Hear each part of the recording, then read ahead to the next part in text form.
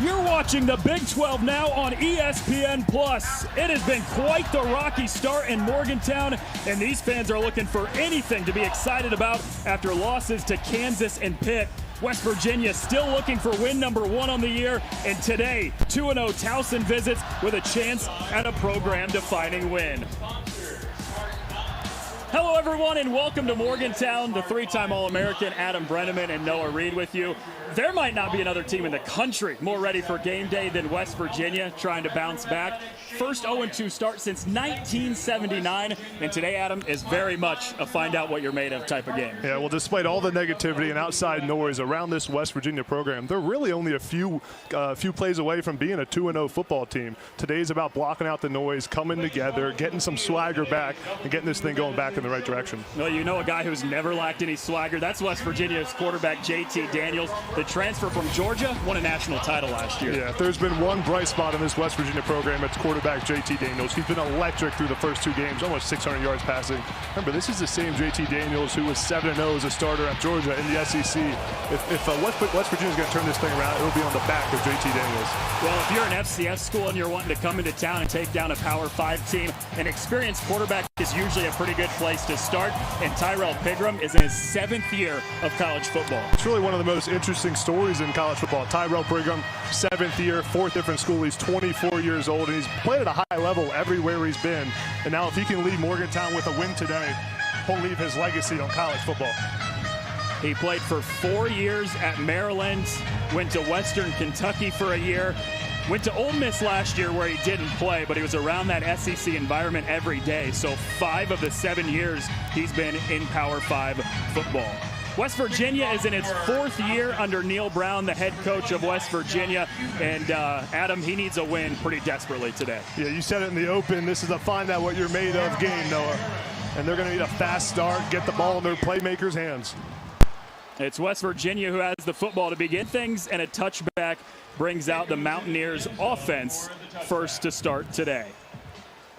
Well, we already talked a little bit about JT Daniels. He's the quarterback, spent 2 years at USC, the #1 quarterback in the country in high school in 2018. 2 years at USC, 2 years at Georgia, and now he's the guy at West Virginia. Yeah, he's had a really interesting story. Big-time recruit coming out of high school. Everyone in the nation wanted him. Went to USC with Graham Harrell and played at Georgia for a little bit. And now, in what's probably going to be the final year of his college football career, he needs a big day today. Mathis gets the first touch. He shakes free. There goes Tony Mathis down the sideline, and he gets shoved out of bounds near midfield for a 25-yard pickup on the first play of the game. Tony Mathis, and talking to the coaches all week, he is due for a big week, just a simple inside zone play. And he takes it. Here's Mathis once again as they go up-tempo, and he breaks an ankle tackle down inside the 40-yard line, and Steed with the stop. Playing fast as expected, the high-tempo Graham Harrell offense going to try to wear down the Towson defense. Mathis gets it the 3rd time in a row, and this guy is really good at breaking tackles.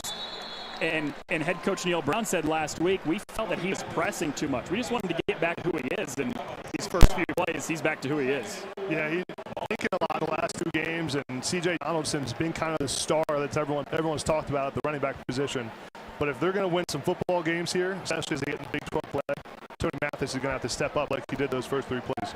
He said C.J. Donaldson comes in for the first time to give Mathis a spell after those 3 carries.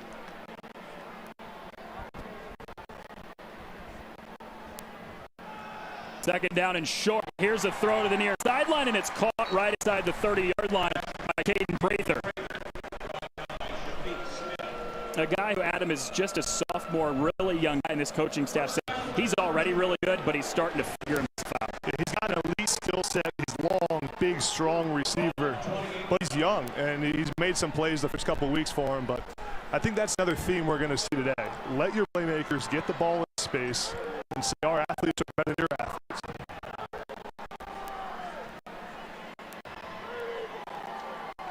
First down. Here's a toss on the end around for Reese Smith. Curling around the corner, and he gets ripped down at the 25-yard line. Mason Woods, the freshman linebacker who's just 19 years old, makes the tackle. Just a simple toss pass to Reese Smith, and he takes it around the edge. And this Graham Harrell offense wants to spread you out, wants to make you cover sideline to sideline, and plays that, make it pretty difficult. Yeah, he had a bit of that when he was a quarterback at Texas Nittany, gunslinger, and a penalty here, the first one of the day, after Towson jumps off sides.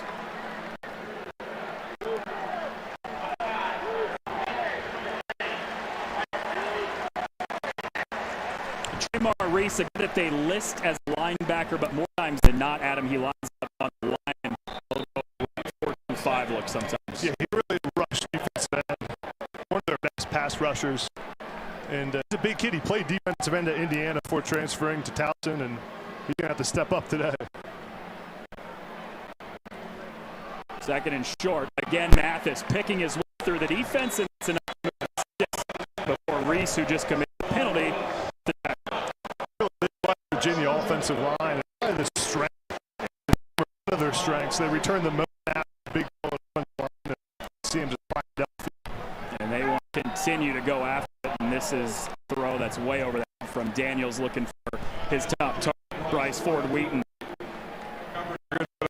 Early on, and this is JT Daniels' favorite target. He's had almost 15 targets a game in weeks 1 and 2, and you can see a big guy. And talking to Carroll this week, he said he deserves to touch the football. Yeah, he's got 10 catches per game, first 2. That's the same mark in all college football. Daniels zips it again to that sideline. It's caught by Ford. Breaks one, dives to the pylon, and he's a little bit shy of it. The first of what we assume to be catch for that. You can see just the all coverage by the defense back.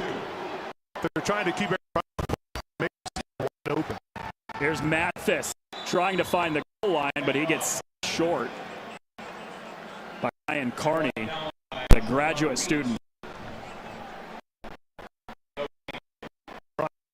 Two big fourth stops for him last week. One of the leaders of this defense.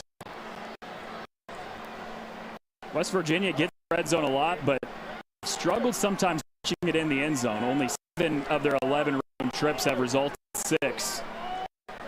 Daniels, far side. It's in by Prather. Down West Virginia.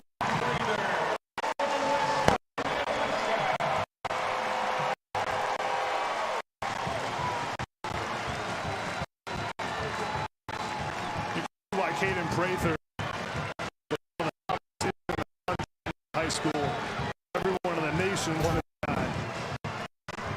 Good ball, JT Daniels and Prather. He's just too big, too strong. Christian Smith on the coverage there for Towson. And that's the kind of drive you want to start this game if you're West Virginia. Take momentum back and get things moving in the direction. The extra point is good. 7-0 start for Virginia. 10 plays, 75 yards, just over 3 minutes off the clock, and JT Daniels scoring drive to start for the Mountaineers.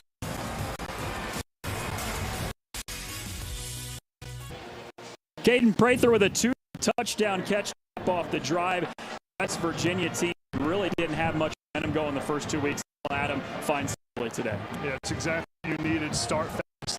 When we talk about on this drive, getting the players the ball, spread it out. That's what Graham Harrell wants to do. He's got to be happy in the first drive. 10 play, 75-yard drive, and Mathis, the running back, ran for 47 of those, off to a fantastic start.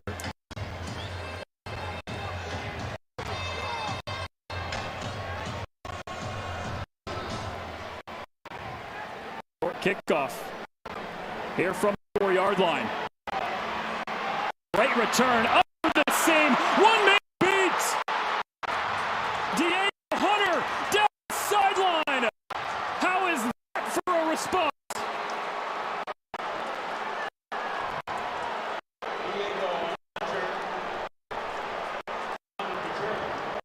Wow.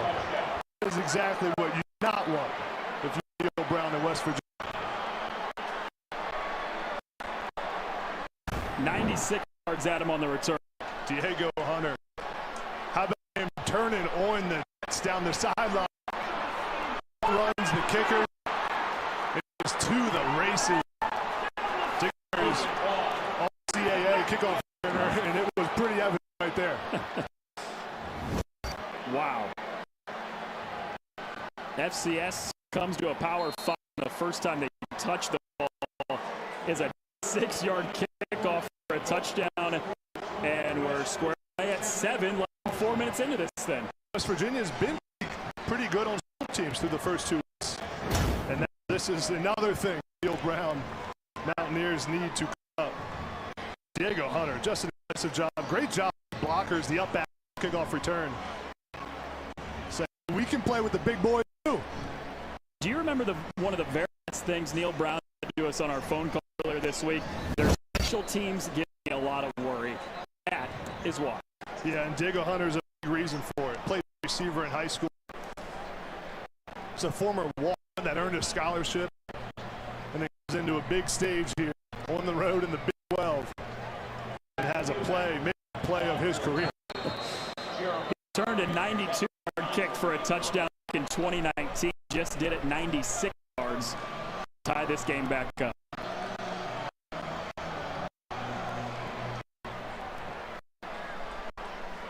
Short bounce, takes a hop into the zone, and another touchback to West Virginia offense. Well, we talked a little bit about Rob Ambrose just now, his 14th head coach of this club. He's a Towson guy through and through, a guy who's really trying to get this program back to powerhouse level at the FCS. Yeah, Rob Ambrose has done a great job at Towson. He had in the 2013 FCS National Championship game they lost. But he's done a great job. Really a ton of roster turnover for this Towson program. Rob Ambrose told us that they're more limited statically than they've ever been before because they have almost 50 new players on the roster. A lot of them came in the summertime. 56 new guys. What a crazy number. Donald, short gain, about 3 yards. Now this is an interesting drive. How does West Virginia respond? They face it the first 2 games. They face it the first time Towson touches the ball. Can you stay composed and put another good drive together? A season filled with adversity. One loss to Pitt in the final moments. Overtime loss to Kansas right here at this same place a week ago. Daniels to the line. It was Prather again on a diving attempt. Excuse me, Jeremiah Aaron caught it for the first down. Wow. Catch by Jeremiah Aaron. Spread out, getting the foot down. Junior college transfer. Showing play. A guy that they want to get touches for. Led all of junior college in yards a season ago.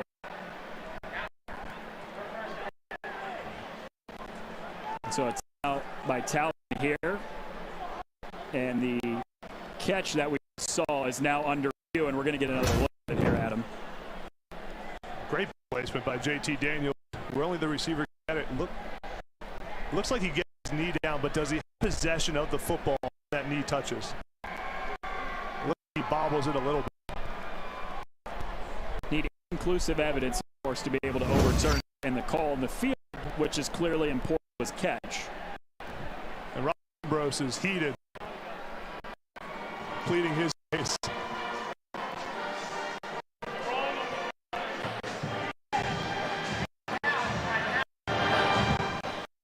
So there you have it. Way to catch. Rob Ambrose wants him to look it over. Will. What are you thinking after getting a couple looks at it? I think this one may be coming. It looks like he's juggling the ball as his knee comes down. Let's see, he gets the knee down inbounds. But I think he's juggling the ball. I think this one's coming back. This is probably, let's look at it right here.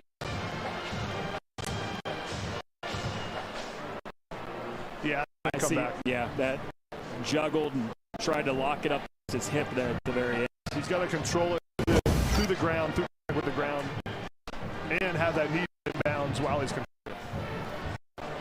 Pretty remarkable catch. I don't know if it's going to stay a catch. Yeah, you see the athlete having this West Virginia program. JT Daniels talked about how when he was deciding to transfer to, he went on an official visit to West Virginia, watched practice, and was just amazed at all the athletes around on the field and said, I'm going to throw to these receivers. And if I was him, I'd want to Bryce Ford Wheaton, Caden Taylor, Sam James. I mean, a lot of guys who have a lot of big-time football. Yeah, and probably have an offensive coordinator like Grant Earl who loves to put tempo, get out in space, let receivers plays. When we talked to Grant Earl this week, I said to him, no one loves to throw more than you do. And he said, Adam, I like to throw it, but we also got a running back to the ball a little bit. Pretty review here. It is close. Ambrose says, no, it's not. Yeah, Ambrose is not happy that this was the way it is on the field.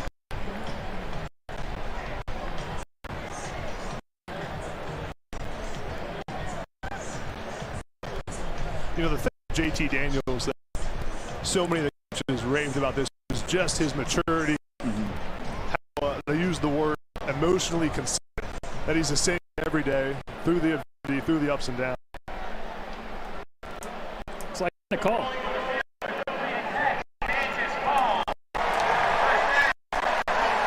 Wow, all right, stand called. I guess not enough to win that. I'm 0 for 1 on the keep my record. Yeah. That's the reason I'm not the play official. And now he's running all the way across the field. Saw to the other end to tell Ambrose exactly what the decision was and they held that up. So it's like that went under review for Towson, challenged it. Ambrose is not happy on the sidelines. Virginia after the length review at the football at the 38-yard line on first down. Towson found a little seam to the 31-yard line. Donald averaging almost 9 yards a carry coming in today. He's been one of the surprises of this West Virginia team. He was a tight end in high school. They had him listed as a tight end on their roster. They didn't even know he was be in the running back room going to training camp. A little thin at running back in there, and sounds like he dominated during training camp. Top 5 in all of college football at 9 yards a game. Route to the far sideline. Bryce Wheaton gets ripped down by 3 defenders for Towson, about a yard shy of Walker. You see how much pushing these Towson DBs are giving Bryce Ford Wheaton. Because of his speed. Want to get beat deep. Run here on 3rd and 1. He might not have got it. That is right at the line to gain. Donaldson. Yeah. If you're West Virginia, you got to be able to push on 3rd down by that big offensive line. 4th less than a yard. Decision here. It looks like they're going for it. They're 3 for 4 on 4th down season. And it's Donaldson, the big 200-pound freshman line, as the running back. He gets the touch. Stutter steps, cuts back in for a first down. DJ Johnson, carrier. Not just big, but this can move a little bit. That's what you need from your big back. The whole hard job by the offensive line. Tight end Michael Lyman there at the point of attack and push.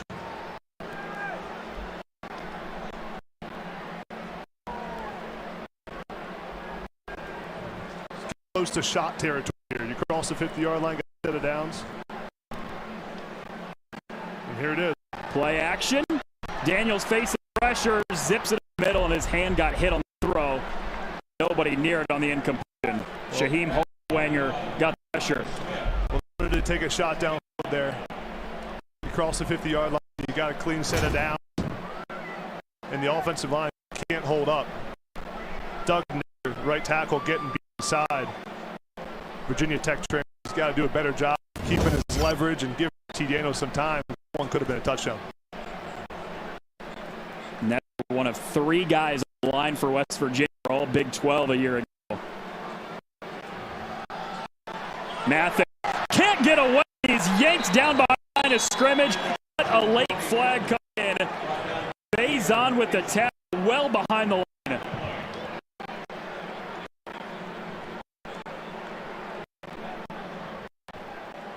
Looks like Faison grabbed the face mask.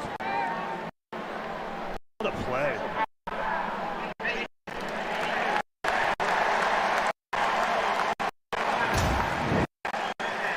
Faison, the Kent State transfer. That one's not close. Does a good job stringing it out to play, but you can't grab the face mask, and that's a tough play.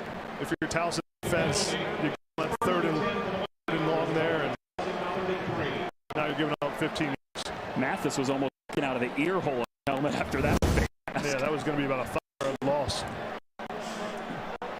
Probably got some of that there, too. This stays on the field, though. Here's Porter, curling through, finds an opening middle of the field and goes lunging for the first down. They are getting him really involved, Caden Prather, in this game. Yeah, Prather knifing it up the field. Really, the Stars play on a big offensive win. It's a screenplay running out into towards the receiver to get those small defensive backs. Not an easy task with the big 300-pound lineman. First down. Daniels, a little bit of heat, and he sacks. 2 late flags in again.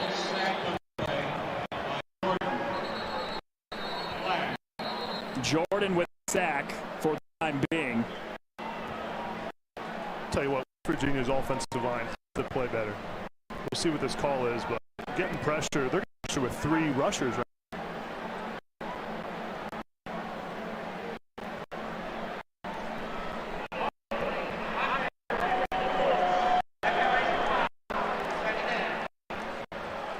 Holding penalty anyways, it's declined in the sack stands. West Virginia to block 3 to 4 guys. Linebacker comes late. Gotta be able to put up that pressure. You got 5 offensive linemen. JT Daniels has way too much pressure in his face right now. It's a big strength, this Virginia offense. Those big linemen. Mathis, nice move from Mathis to be able to get something there on that play. Ryan Carney with the tackle, a guy who was a starter up until about halfway through last year, Adam, and they said he has just waited his turn. He took time, put in the work, and now he's the guy at the linebacker core. Defense coordinator Eric Daniels told us he just does everything right. You never question if he's going to be where he's supposed to be. As we see West Virginia checking their play on the line here, lining up, seeing the look, and then Graham is going to call the best play on the coverage. The 11th play of the drive now for West Virginia, milking the clock, trying to take a lead a little more than halfway through the quarter. Daniels to the sideline, Prather once more, spins from 1, inside the 5-yard line.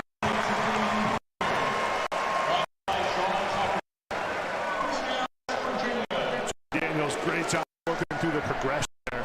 Starts to the left, comes back to the right.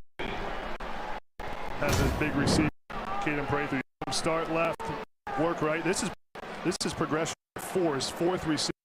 That's what he does well. He's played so much football. He can read a defense no water.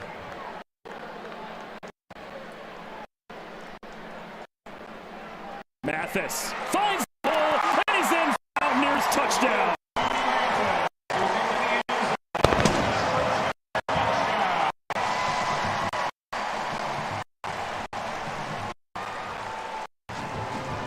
He was the workhorse on the first drive. Didn't do a lot on this one, but Adam, he gets the mix. Yeah, well, running back coach Chad Scott talked this week about Tony Mathis indecisive, hit the hole, and he showed up to play. Again, all the hype around C. Donaldson. Tony Mathis said, I can play some football too, and he was their leading rusher turning back for this 22 season. Casey Led drives it through the middle to put West Virginia by 7 with 40 to go in the first quarter. West Virginia with a 7-point lead here early. Caden Prather, 20-yard reception, set up the touchdown on his 4th catch of the game. Tony Mathis, a few plays later, pushes it in. Mountaineers score here in the first.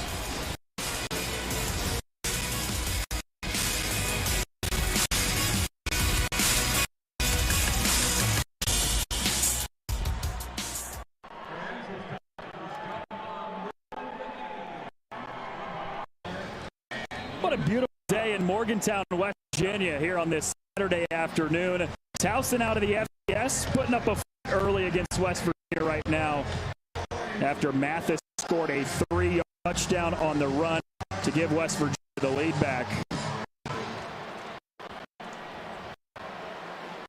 Here's Hunter for 6. He had a 96-yard kickoff return for a touchdown. First time he touched the day. Breaks a few and gets it out near the 30. I thought we might see something special again. And Diego Hunter, just electric ball in his hands. Starts left, zigzags back right. Here's a look at your to the game, Adam. And for Towson, you said slow the football game down. Well, I don't know if I heard you because 96-yard return for a touchdown. This game going really fast. Yeah, if you're Towson, you just want to get this game at halftime with a one-score game. You want to give yourself a chance in the second half. Run the football, slow down, control possession. And then they got to steal possession from West Virginia. Interception, block punt, something to keep them in this game. Hunter stays in the field. And a short gain, maybe didn't get anything back to the line as Jordan Jefferson meets him. West Virginia defensive line is the strength of their defense. Sean Martin, Jordan Jefferson, and Dante Still leading the way on.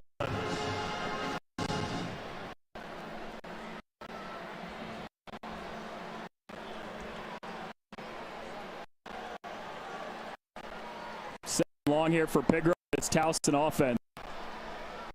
Little miscommunication with his running back.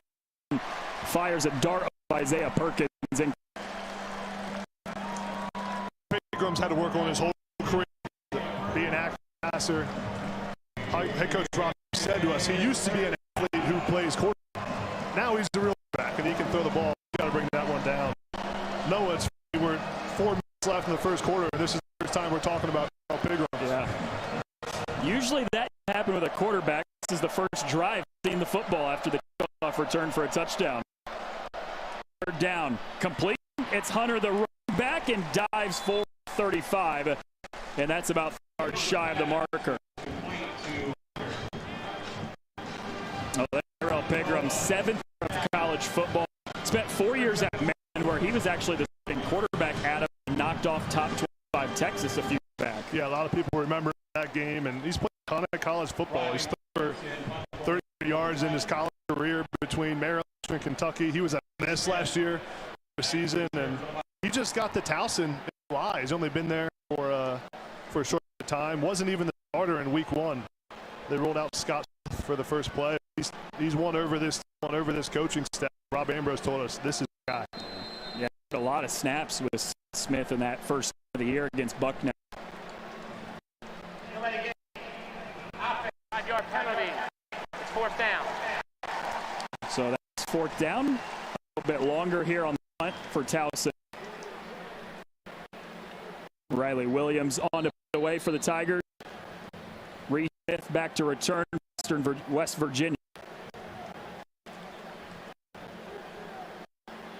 You Western Kentucky, and you got me all messed up now.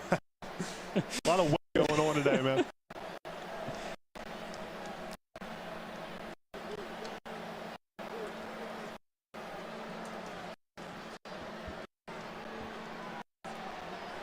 Williams, great punt.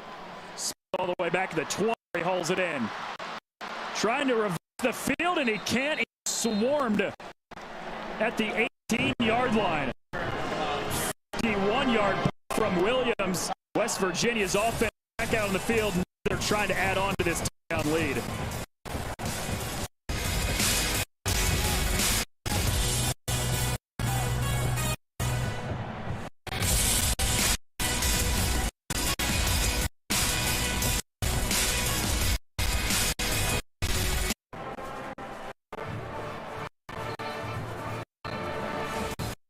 Big 12 now. ESPN Plus is an action-packed day of football. First at Eastern, Ohio starts off with Iowa State. 3 Tulane takes on Kansas State. At 7 Eastern, Arkansas Pine Bluff. The Stillwater to 8th-ranked Oklahoma State. For all Big 12 now on ESPN content, sign up at ESPNplus.com/Big 12. Well, gorgeous day here in town, West Virginia, and the Mountaineers with a touchdown lead that forced the punt, and now the offense comes back on the field, Adam, with a chance onto this lead. Yeah, it's about complementary football now. Your defense gets stopped. You go down the field and put it up. Donaldson, they've kept the ground a lot today. Top 5 in the country in yards per carry, and this is what C.J. Donaldson, touchdown West Virginia.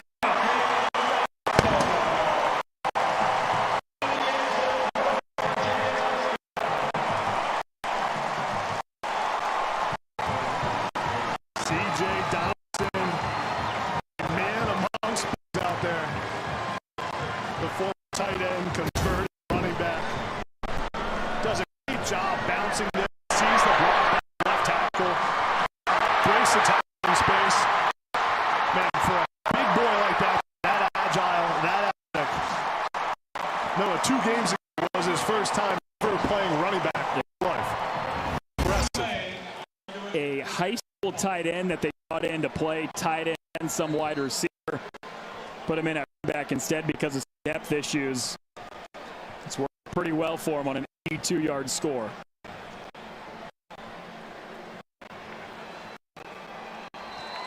Point after is there. 3 offensive drives for West Virginia, 8 touchdowns, and the Mountaineers with a 2-touchdown lead. Yeah, well, this is what they've shown the last 2 weeks as well. They punted once last week against Kansas. The offense has been locked out with C.J. Donaldson leading the way. Had a game against Pitt. And just for a guy that and that ball, he's 6'2". Does a great job reading that ball by his tight end, and then the defensive miss. Finishes the sideline, dancing a little bit as he gets to the end zone. West Virginia fans feeling good now. A little bit better they've been feeling in week 2 after the Pitt loss, the overtime loss to Kansas last week. And C.J. Donaldson, who was averaging almost 9 yards carry, is bumping that number up a little bit more for Neil. Got to be a lot higher than that now. Morgantown's even at 0-2, wasn't it all driving into town today and just seeing this place alive well? On the return, he sandwiched right away. No kickoff return for a touchdown time for Diego Hunter. And you can feel momentum starting to now this game, but momentum's big for the Virginia program right now too. They need some positive energy, some mojo back, get some swagger back. C.J. Donaldson's got some swagger. That guy never lacked any swagger. And in his first collegiate game, he ran for 125 yards and just 7 touches against Pitt 2 weeks ago.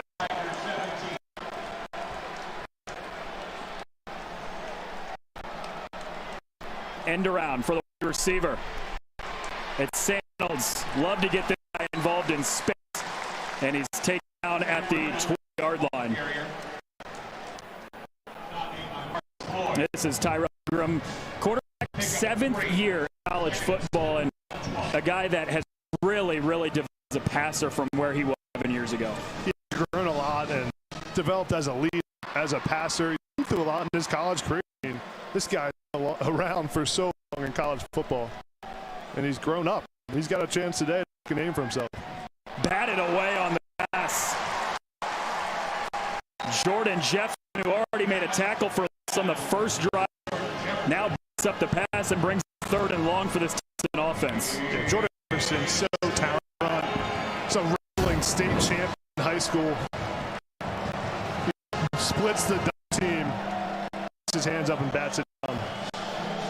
Big boy at 6'3", 310 pounds. Yeah, I'd like to wrestle that. I not want to. I'd tap out. 3rd and 7. Towson trying to avoid the 3-and-out. Pigram fakes some heat, steps and gets crushed at the 8-yard line and brings up 4th down. Vester, sophomore, makes the tackle. Vester does a great job, but just alive. Pigram bounces around a little bit, does what he does best. Escapes the pocket. faster inning, just retracing steps and making a huge play. From Finland, coaches about him all week about a guy who deserves to play more. He showed up on a big third down. I talked about his motor. So huge motor, it's better and better, and he has earned more snaps a week. I don't know how many college football players are from Finland. But one right here. Not only do we have one, the #1 player of Finland too. Out. Towson. That's their second and And so Towson has 30 to seconds burn left. the timeout here with 2:07 to go in the first quarter before the down comes up. Rob Ambrose has not had the second penalty that they've had on a punting situation. They had a delay him earlier. They took the timeout and the penalty there, but can't have kind of procedural errors, especially when you're on the road, you're big underdogs. Got to keep this game close. And the way the game started for them too, they got the touchdown, but they had a kickoff return that tied at 7 and probably feeling pretty good about themselves, but like you said, mistake penalties, they'll come back at a Power 5. After that kickoff return, I'll tell you who wasn't feeling too good. The West Virginia fans, they were sweating a little. Williams on to punt it. He set his career high on the last punt, 51 yards. This one almost got blocked, and it's significantly short as it rolls out of bounds into territory for field to begin for West Virginia. It looked like Malachi Ruffin got through there, and if he didn't tip it, he at least impact the punt because that was a bad punt. But after the punter there with everything they had. 51 on the first is 27 this time for Williams. For a West Virginia offense that hasn't had any trouble getting the football today, the ball to start at the 46. We'll see if they can put together another 5. They're plus territory. So again, this is where you normally see Harrell take some shots down the field, see if they can get one of their playmakers the ball.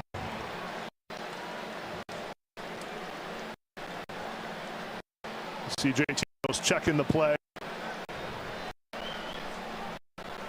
First kick for Johnson, the third of those trio of running backs that we'll see for West Virginia today. 6 yards.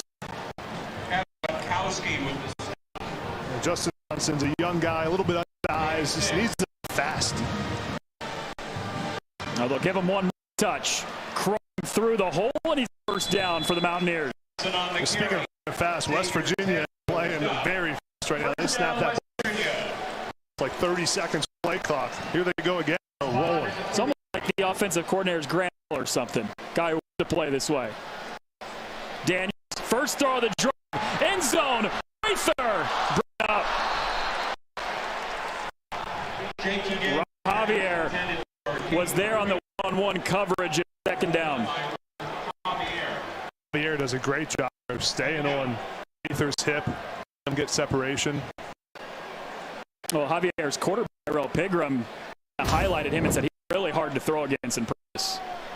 Yeah, it's a great job here. Just staying on top of it. Doesn't even get his head around. That's what I'm sure Prather wishes he would go up and get. It's a little bit overthrown.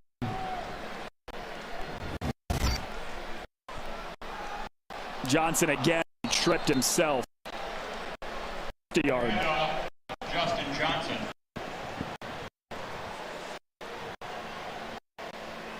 These are the situations you're now 3rd and long because you can't run the football second down in a tough situation, play caller and for your offense.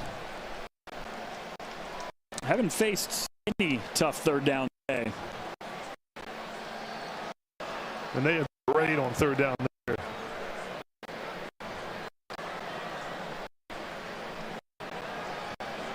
Daniels, 3rd and 11, connects, way short of the first down marker though to Sam James.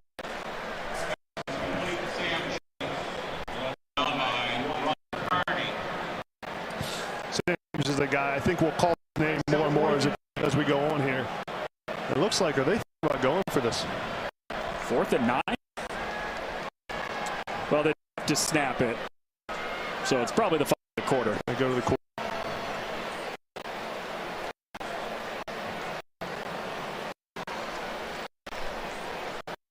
And they don't pick up on 3rd down here, but start for Nielsen's offense.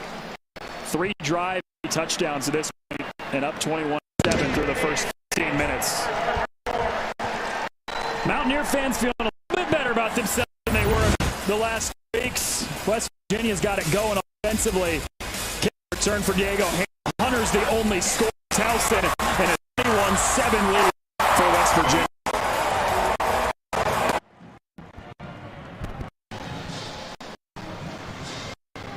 Welcome to Morgantown, West Virginia. Started the second quarter with West Virginia top of Towson.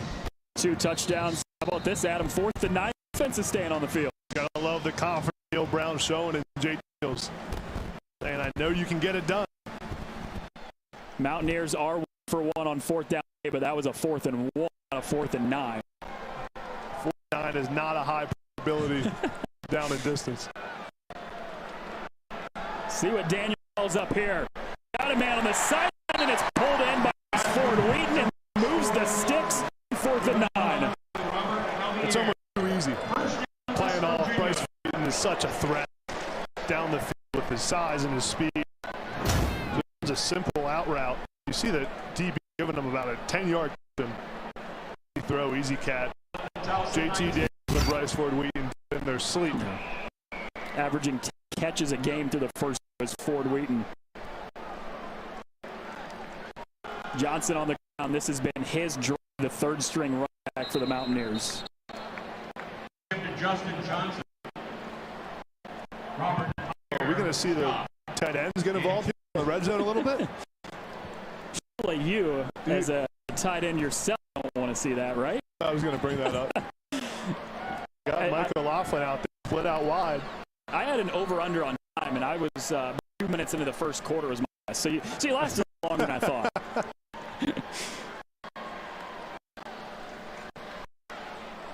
Second down. Daniels, Ford Wheaton, but he overthrew.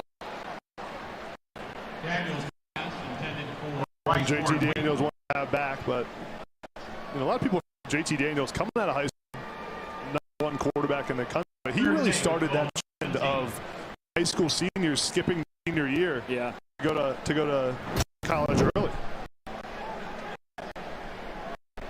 Oh wow! I think I missed a late hit.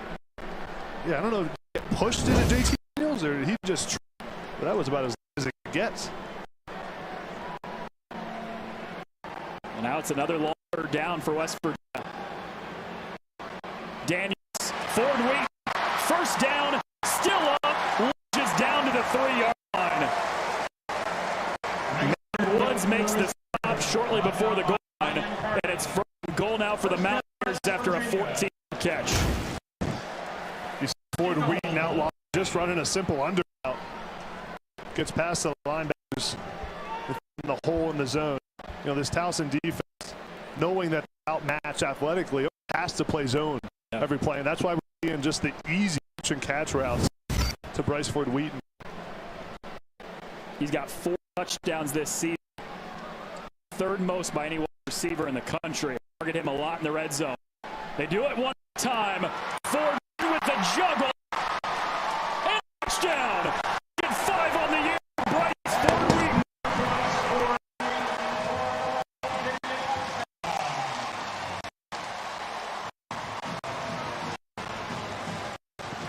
Man, he is just so darn good.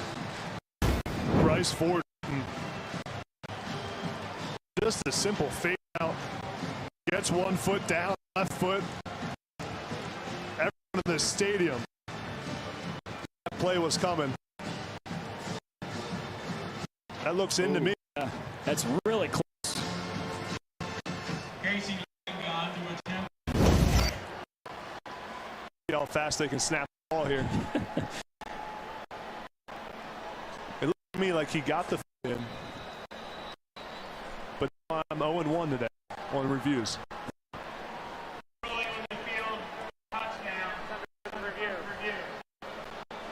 We're going to take a look at it here. Here's the thing too, Adam. Like, looks like he gets the toes in, right? Those come down, but is the whole foot in? Because that heel, look at this heel down right there. I think his heel might be out, not? Yeah, as long as his toe is in, the first thing he should be okay. Now, does he Does he roll the cat through the toe coming down? When the toe comes down, does he control that football? And what we can't see there at that angle is he bobbling on the ground? That may be what they're looking at as well. The ruling on the field is always important. We saw that play during our first replay.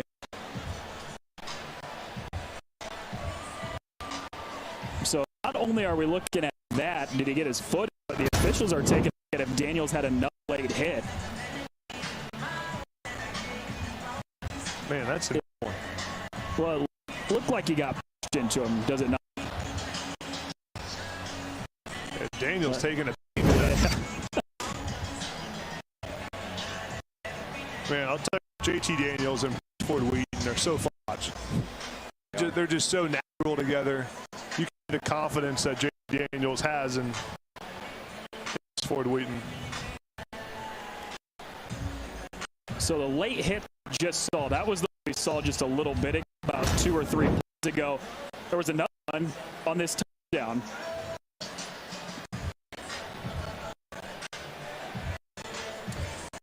Yeah, I mean, they like the quarterback in this nowadays. That looked like it might be a little bit unnecessary. That's what Graham Harrell was talking to us about. J. Daniels took some hits this game against Kansas, bounced back, stayed in the game.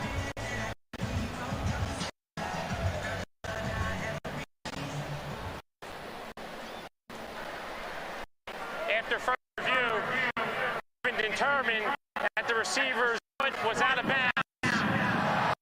It'll be second down, West Virginia. Call reversed, saying Bryce Ford Wheaton's foot was out of bounds, no touchdown, and it's goal. Yeah, it's like his foot's on the way here. Close as it gets. It is.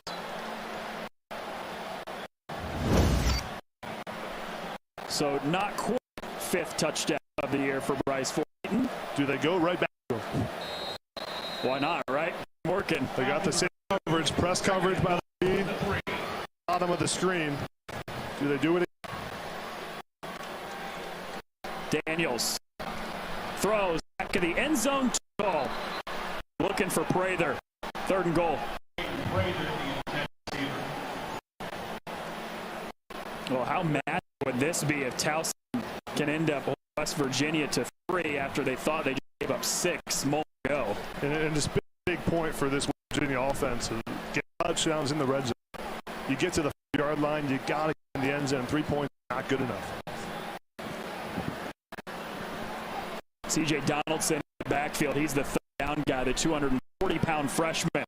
He gets the ball here. Stiff arms, powers to the goal line. No signal. And now there is touchdown, West Virginia. 2nd of the day for C.J. Donaldson. And now the officials talking it over again quickly. On the field is a touchdown.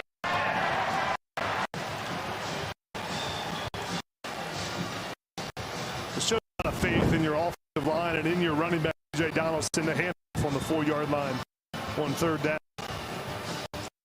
C.J. Donaldson just wills that to happen. That popped out there at the end, too, from C.J. Donaldson.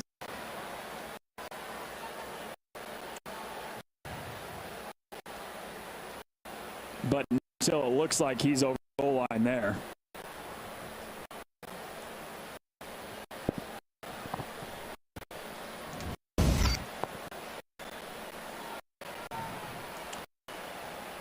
Running backs coach Chad Scott was talking about C.J. Donaldson last game and just being a young guy, learn what to eat before the game. He said he was used to eating McDonald's before the game in high school. Into his first college game, didn't like the steak and parm and all the great food I had for him. Didn't eat anything and got worn out. That sounds like a 18-year-old kid problem to me. Man, eating enough would not be an issue if I was at one of those buffets. Casey Legg on the point after to make it 20-7 West Virginia. C.J. Donaldson with 2 touchdowns in his first half for a freshman, making a huge impact.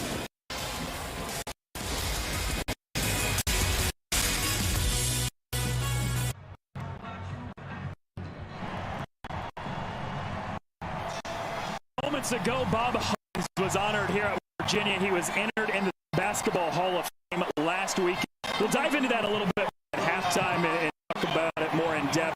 Pretty cool moment for a guy who was all West Virginia himself, and the people in Morgantown love this. Yeah, he's a Virginia icon. Obviously a great basketball coach. Morgantown went to West Virginia. Off to this place. Just a week ago, did into the Hall of Fame. Today he's watching this West Virginia football team clinic up 21. Here's Hunter on the turn from the goal line. A curl around the corner, and he gets just back to the 20-yard line. And that's where Towson's offense begins to drive. They are one of the best teams in all of FBS, Adam, in time of possession. They hold on to the ball a lot, but today, just 3 minutes and 26 seconds of total time football. West Virginia has a more than 10-minute advantage on them. Yeah, they haven't had all much today. If they want to stay in the game, this drive is cool. They got to hold on to the ball, get some first downs. Got to use Pigram in the quarterback run game. Let him get loose, and he does best. A couple 3-outs for Towson. Their only score came on the 96-yard kickoff return for Diego Hunter. This is Devin Matthews. Haven't seen a bunch of him. He's the starting running, but it's been Hunter with most of the touches going. Yeah, he's been a surprise for the Towson coaches. He was third string in the training camp and flashed all practice through scrimmages. It's great with the ball in his hands, and they're going to have to get him involved if they want to move the ball in this West Virginia defensive line that is pretty stout.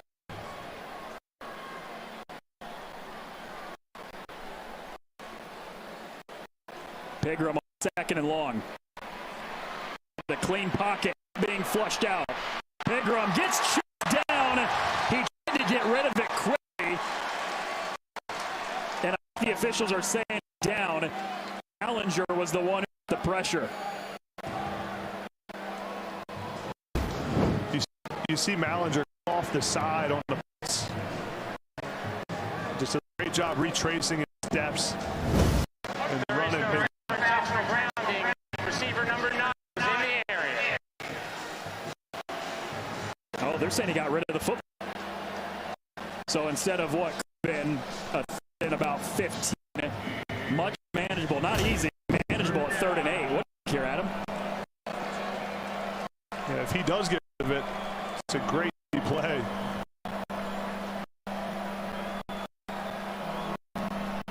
Yeah, he's down, isn't he? It's close. We've had some close plays so far today.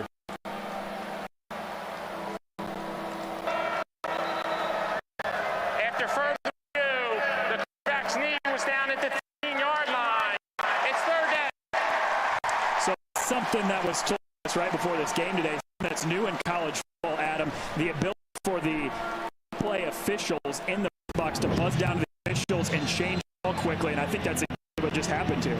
It's great for the pace of the game. You have to wait for the replay in, but despite actually being down, what an athletic by Tyrell Pigram to get that ball out. You see what it brings to an offense. He's so athletic and elusive, but now you got a 3rd down and almost possible, but hey.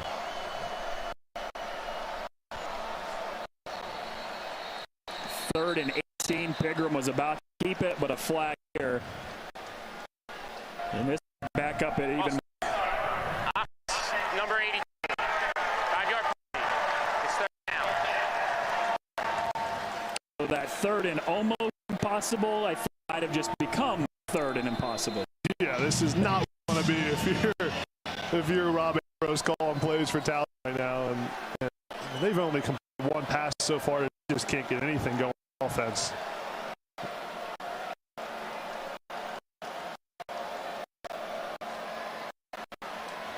Pigram keeps it opening.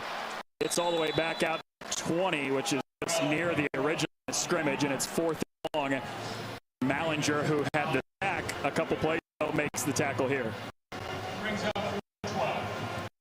Pigram does a great job there, just reading the defensive end, classes inside, pulls the ball, and has a good run, but nowhere close to 3rd and forever that's needed. Riley Williams, punt formation. Reset back So Williams to punt it, Reese Smith back to return it.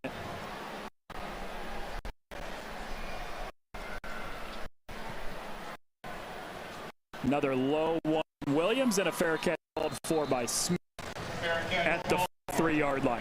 28-7, West Virginia is up big, and the defense comes back out the field next.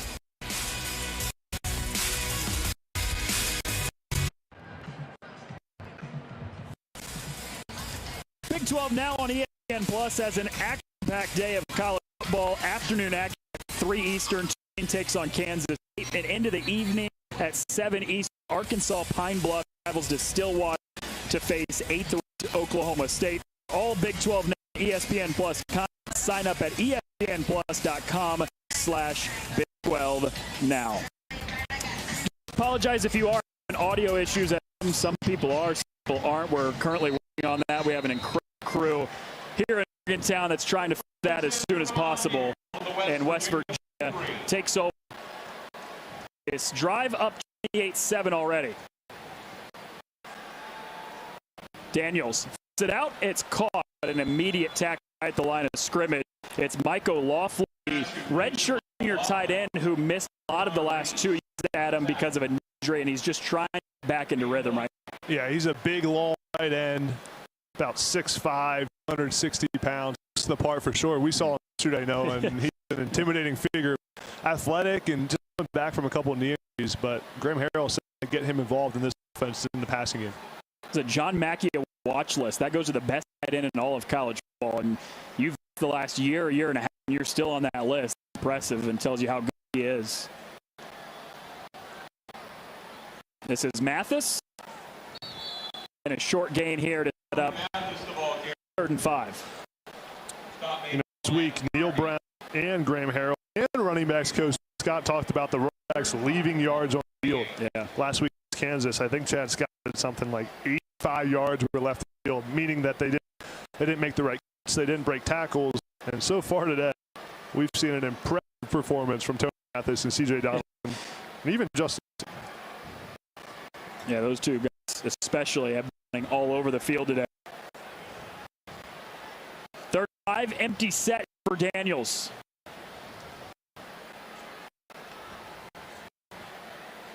Over the middle, it's caught by Prather, and enough for the first down. His 5th catch of the game, his career high is 6, and we've still got minutes to play in the second quarter.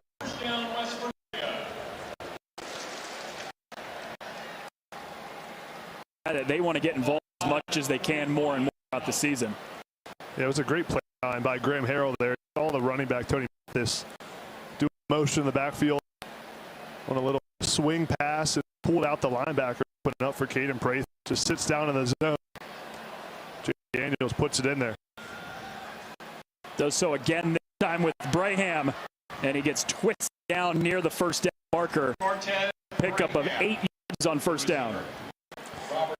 Braham's another junior college transfer. Baltimore, Maryland. Probably knows some of these talent players. Yeah. Another guy they want to get involved in this offense. They have so many skill players outside that they just find a way to get the ball to. Yeah, Graham Harrell, he's like, I don't feel like I have a lot of guys in our wide receiver room, but they're all really talented. Well, I feel like they do have a lot of guys in that wide receiver room. They're hot. They got to be to them. Math on 2nd and short, finds a hole, and he's down to the 27-yard line to move the chains before Mason Woods the tackle. This Virginia offensive line is just doing a great job. You see Wyatt Elam there on the block, getting some movement. It's not easy on these inside zones to get movement because there's finesse type blocks, but they've done a great job so far. JT Daniels checking the play, flipping the running back. And sends 5. Bratham, his 2nd catch up drive. Down near the 20-yard line. Oh, Graham Harrell, that's the offensive coordinator. His first year here in West Virginia, the last 3 at USC. And so he has a little bit of familiarity with JT Daniels. Daniels last season at USC was Graham Harrell's first, so they've worked together before. Yeah, Graham is one of the best play callers in college football. He holds numerous NCAA passing records from his time at Texas Tech, and I think the question would be how long until he's a head coach. He's going to have that opportunity soon. Young guy, too. Mathis, the seam, bursts through it, and he is yanked down at the 1 yard line.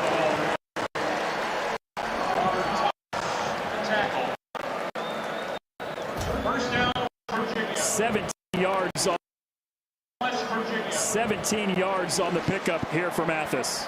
You see a great job by Mike O'Loughlin, the tight end, coming off of his double team to get some movement. And Tony Mathis having a great showing so far in the first half. See if they go right back to him here. He's done most of this damage to set him up on 1st and goal from the 2. It is Mathis again, and it's a touchdown for Tony Mathis.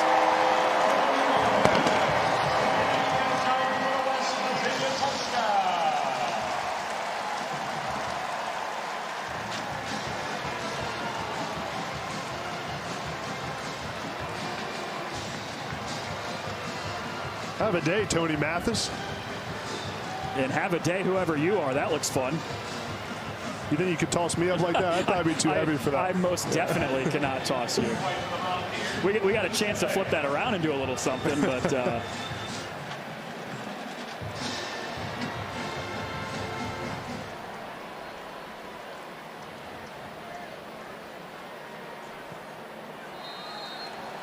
point after is good as well.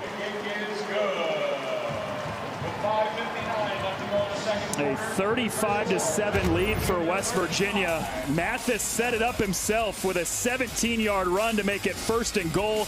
And 1 play later, he did the heavy work. He gets to finish it off as well with a touchdown, and West Virginia's up big.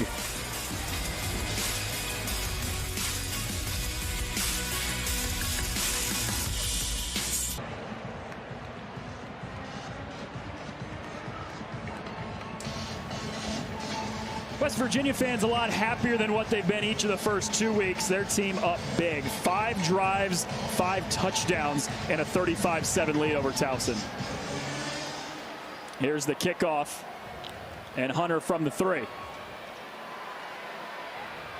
Another great return for him out near the 25-yard line, and that's where Towson's offense sets up for this drive.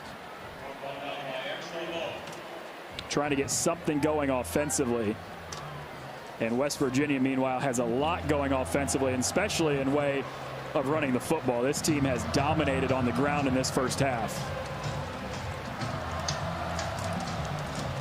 We talked about that offensive line from West Virginia being really the strength of the team. They've returned so many snaps on that O-line, and they came to play today.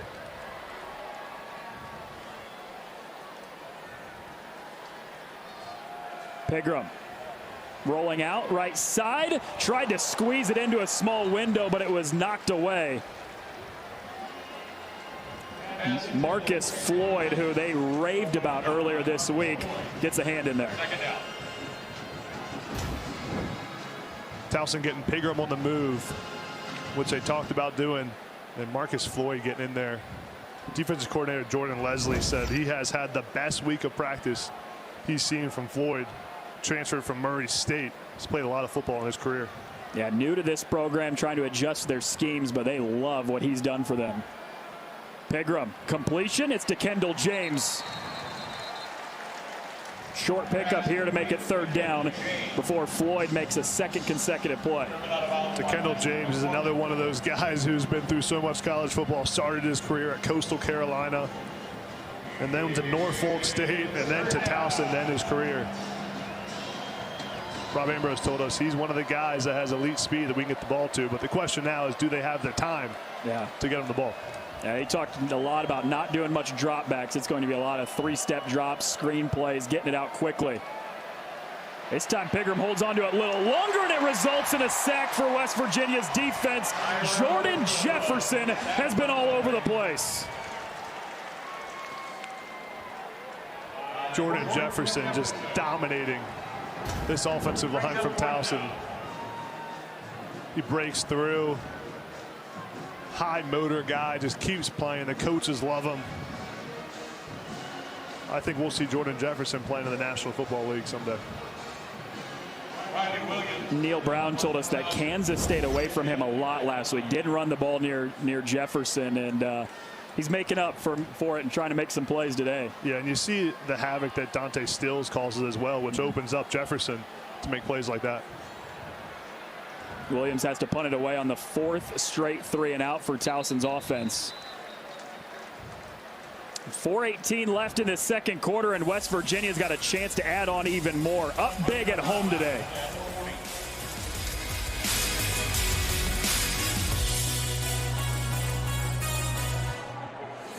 Brings college sports together to recognize and show appreciation to great teachers across the country. To support, follow CFP Extra Yard or scan the QR code for more. First play out of the timeout. Play action. James downfield holds it in inside the 10-yard line.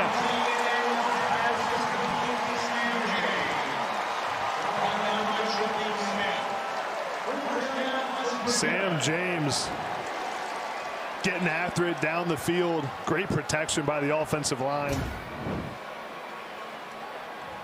JT Daniels has time to step into that one. And Sam James playing that slot receiver position for West Virginia, the same spot that Drake London played at USC last year, making a big-time play. Yeah, playing slot for Graham Harrell's a lot of fun. Daniels lofts it, end zone, and a little bit too deep. He was looking for O'Laughlin, the 6'5" tight ends. We saw them practice that play yesterday when we were watching on, Noah, but JT Daniels just lobs that thing up in the air, put a little bit too much air under it, trying to get it over the linebacker's head. You know, that's what you can do when you run the football the way West Virginia's running the football. You have all these play action opportunities, getting your tight end down the field.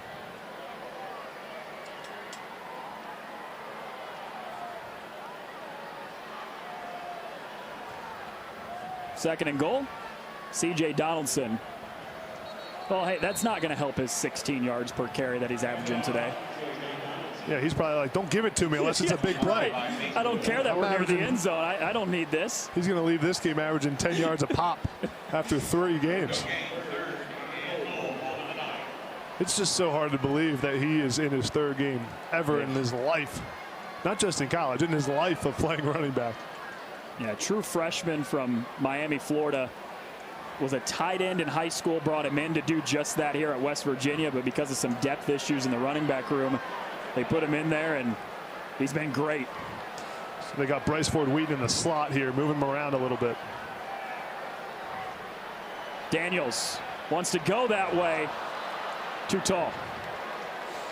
Yeah, you see him just designing ways to get Bryce Ford Wheaton the ball, putting him in different spots.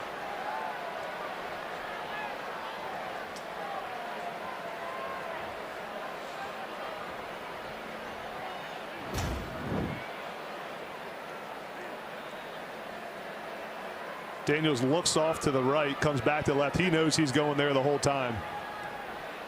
Just a little bit too high. If that ball's a little lower, I think Bryce Ford Wheaton may go up and grab that thing. So after the 51-yard pass play on the first play of the drive, the offense stalls out, and they have to settle for the field goal attempts from 26 yards out, and it's through.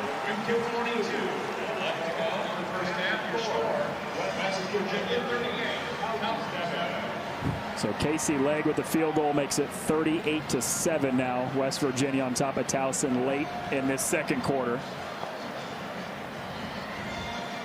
So I was trying to talk about this before I was so rudely interrupted on that 51-yard passing play. Extra Yard for Teachers Week is the annual year is back to the school effort led by College Football Playoff Foundation that brings college sports together to recognize and show appreciation to great teachers across the country. To support Extra Yard for Teachers recognition and resources initiatives, follow CFP Extra Yard or scan the QR code for more. And this guy knows all about teachers and the family, a long teaching lineage in Neil Brown's family. Yeah, well, there's so many similarities between being a coach and being a teacher. As a coach, you're molding young men, trying to teach them a game plan and offense. You got to be a great teacher to do it, and we are certainly thankful for all the amazing teachers out there making our youth better every single day. Yeah, 3 of his 4 grandparents involved in education, both parents as well. And there's mom and dad in the stands taking in. His dad, Tom, a teacher, coach, and administrator. He's also the superintendent at Lexington Catholic High School in Kentucky until this past July when he retired. And his mom, Peggy, was an elementary school librarian as well. And like you've kind of mentioned before, a lot of coaching is teaching young men. Yeah, and a lot of coaches, when you think about it, come up the high school ranks where they're teachers before they're coaches. They're often gym teachers or history teachers and also coaching high school football. A lot of head coaches all over the country in college football started their careers as teachers in high school. 4 straight 3-and-outs for this Towson offense. They are trying to get anything going offensively. There's a first down completion. It's Daniel Thompson. That's what you need here if you're Towson. You need to get some momentum back. Easy completions. Get a first down here and relax a little bit. That was the biggest play of the day for Towson, going for 7 yards. And now finally they have a first down on the catch by Kendall James. First one of the day for the Tigers, and now late in this first half, maybe Towson's offense is getting something going at him. Yeah, Tyrell Pigram feeling it a little bit now. He's settling in. Took him about a 1/4 and 3/4, but 2 good completions here to start the drive. He's wanting 3 in a row. He won't get 3 in a row as he zips that over the middle and incomplete, targeting James. It's a guy into Kendall James that they said, hey, he's a really big threat. He just hasn't opened up for us yet. Once he does, he's going to be really good. Yeah, he's got great speed, can take the top off of the defense. I'm talking about a guy who had 4,000 yards receiving when he was in high school. I mean, this guy's productive as heck. Second down play brought in by Thompson and makes this James, much more manageable. You know, this West Virginia secondary has been kind of the question mark. They lost Charles Woods, who's probably the best player in that defensive backfield. And they need guys to step up. Hershey McLaurin, Marcus Floyd, Andrew Wilson Lamp, a lot of guys that need to play good football for him down the stretch. Third down. Get the conversion on the catch by James.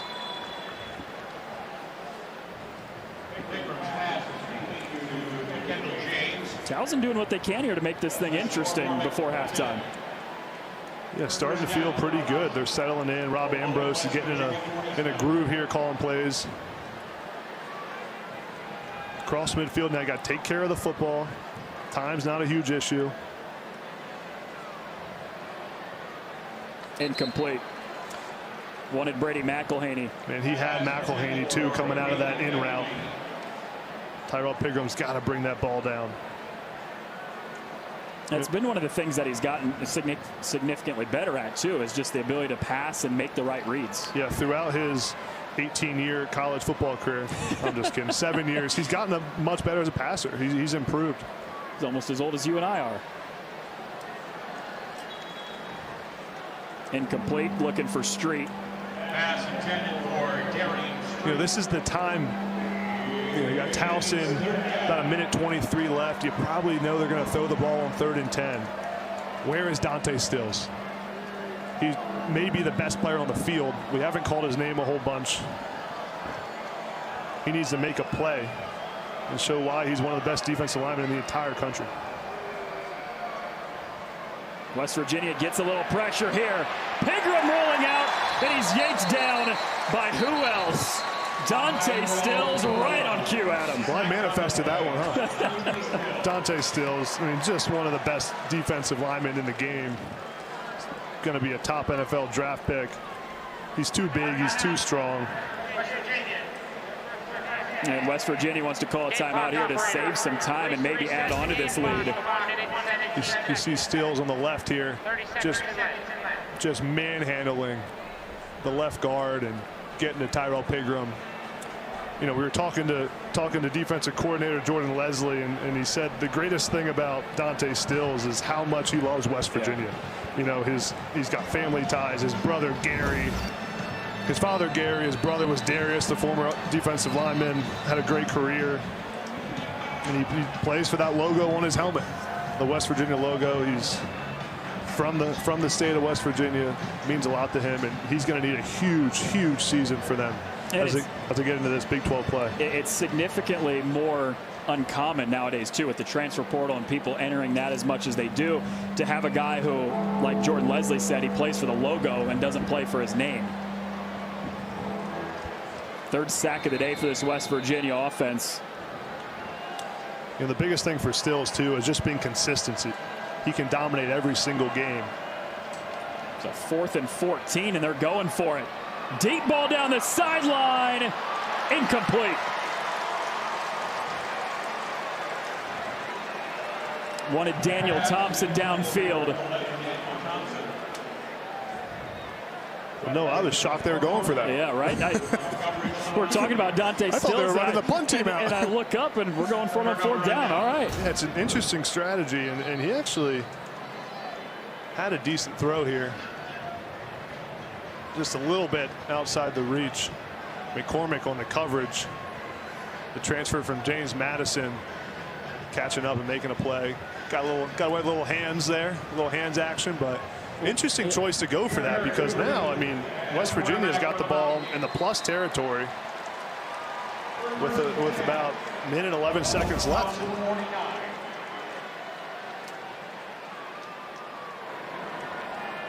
Garrett Green, the backup quarterback, is in now for West Virginia.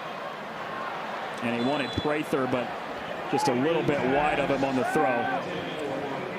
Garrett Green's a guy that they call him a package guy. He's the backup quarterback, but he'll get some snaps with the ones. Game to game, he can run the ball really well, but Graham Harrell said he can throw it too. Yeah. Don't let it fool you, and they always game plan a few plays for him every single week. Yeah, they said they have an entire package, an entire drive drawn up for him every single week. Whether they get there at times is to be determined, but it's Prather this time, and he completes it. That matches Caden Prather's career high with 6 catches, and we're not even to halftime.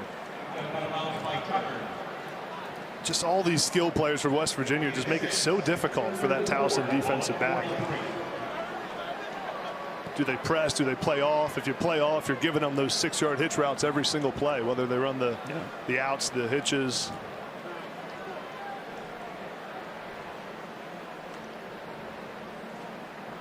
So now 3rd down, need 4 yards. Green takes off. This is the running capability we talked about. Garrett Green! And just shoved out of bounds inside the 5-yard line. Design quarterback run for Garrett Green.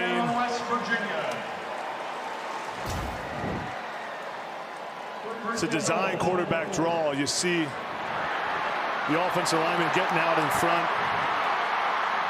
Thomas Remack making the block for Garrett Green. Great call by Graham Harrell, getting his quarterback in space. He got 39 yards on that run here to set up 1st and goal.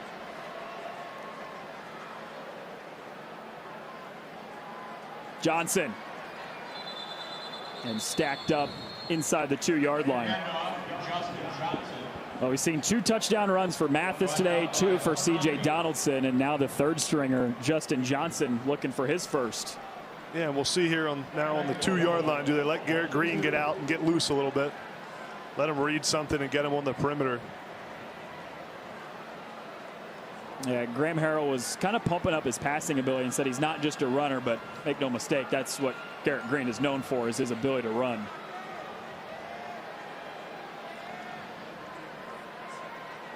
Second down, he throws well short, and somebody got a hand on the defensive line. It was Tremar Reese, the Indiana transfer.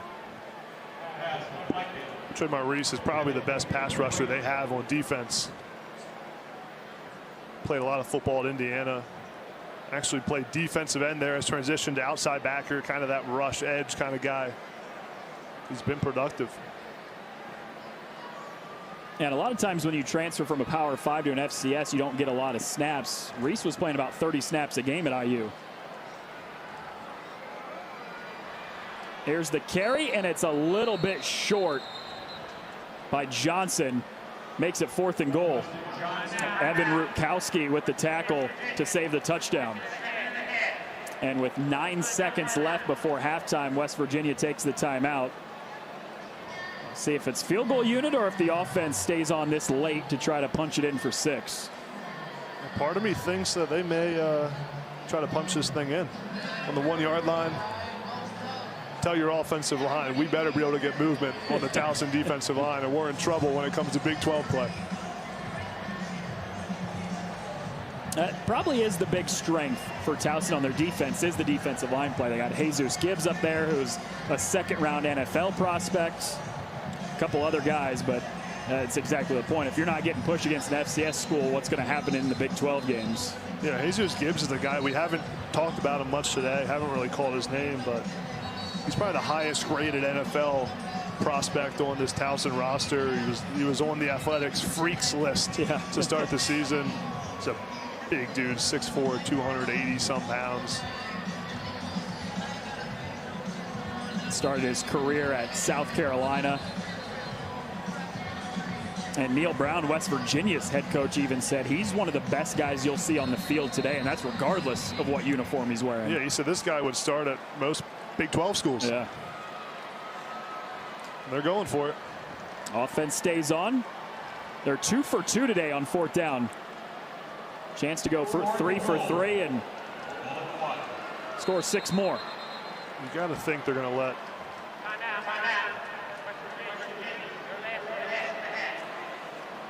So play clock running down there at the end of the play, and they have to use a 2nd consecutive timeout here before the 4th and goal play for Garrett Green and company. You got to think they're going to let Garrett Green get loose here at some point. It's been 3 straight plays where he hasn't had the option to run the football. Well, they've got C.J. Donaldson in there too. He's the 3rd down guy for them. Good thing to have options, right? They've got plenty.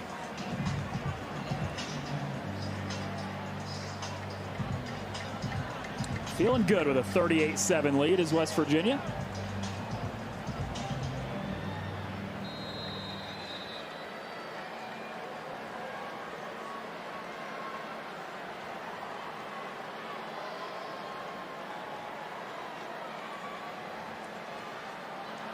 Here's Donaldson in for his 3rd score of the first half.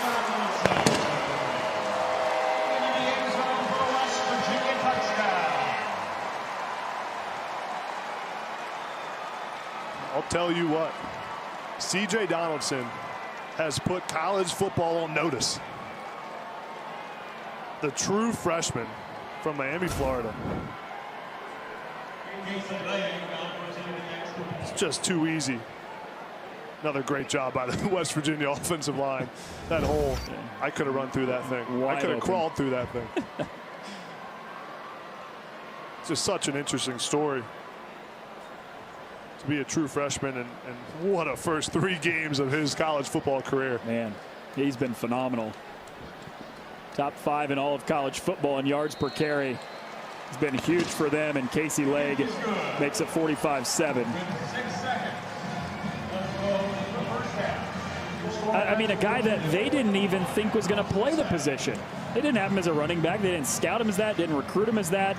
It's probably the 3rd position they were going to put him at. Thought he was a tight end or wide receiver, and said, you know what? I think we might see something in this guy being able to run the football. Yeah, and C.J. Donaldson wasn't highly recruited out of high school either. He's teammates with West Virginia outside linebacker Travius Lathan, who was a big-time recruit from the same high school in Miami, Florida, Gulliver Prep.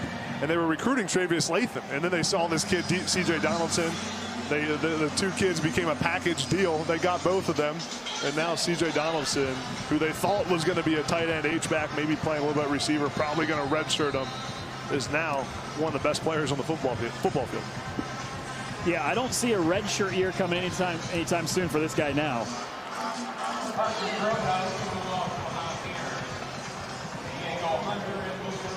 Third rushing touchdown of the day for C.J. Donaldson. Grotehouse with a squib kick here with 6 seconds to play before halftime. It's Diego Hunter. And the clock hits zeros here of the second half.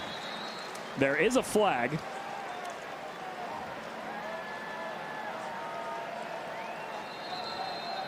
Both teams are heading to the locker room and having to be held up real quick.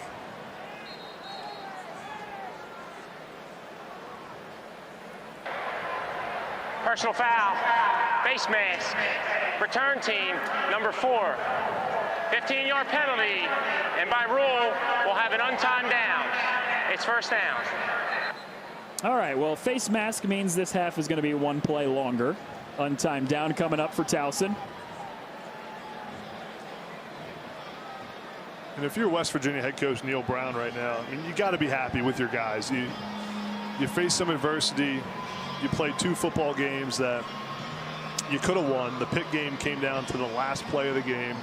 They ruled that completion, or the pass, an incomplete pass down the middle of the field, and then the Kansas game, you throw a pick 6 to end it in overtime. To come out here and respond with this kind of performance is impressive, and it shows the tenacity of this West Virginia roster. Pigram drops it off. Here's James. And it gets tackled near the 40-yard line for the final play of this first half. 45-7, all West Virginia Mountaineers have looked good. Yeah, they've looked great. They dominated this entire game. This is what you wanted. We talked about early in the game, Noah, but you have a chance to get some swagger, get some mojo, and then go into the rest of the season. I mean, West Virginia's schedule does not get any easier. They go on the road Thursday night, about 5 days from today, to Virginia Tech. They go to Texas. They play Baylor. They play a Texas Tech team that's really good. So it's not going to be an easy year for Neil Brown and the West Virginia team, but they need this win today. They need a performance that they just dominate to get things going. That mojo is coming back a little bit for West Virginia, up 45-7 here at halftime. We'll touch on Bob Huggins being inducted into the Basketball Hall of Fame when we come back here at halftime. It has been all West Virginia in this offense, up 45-7 in front of the home fans today on ESPN+.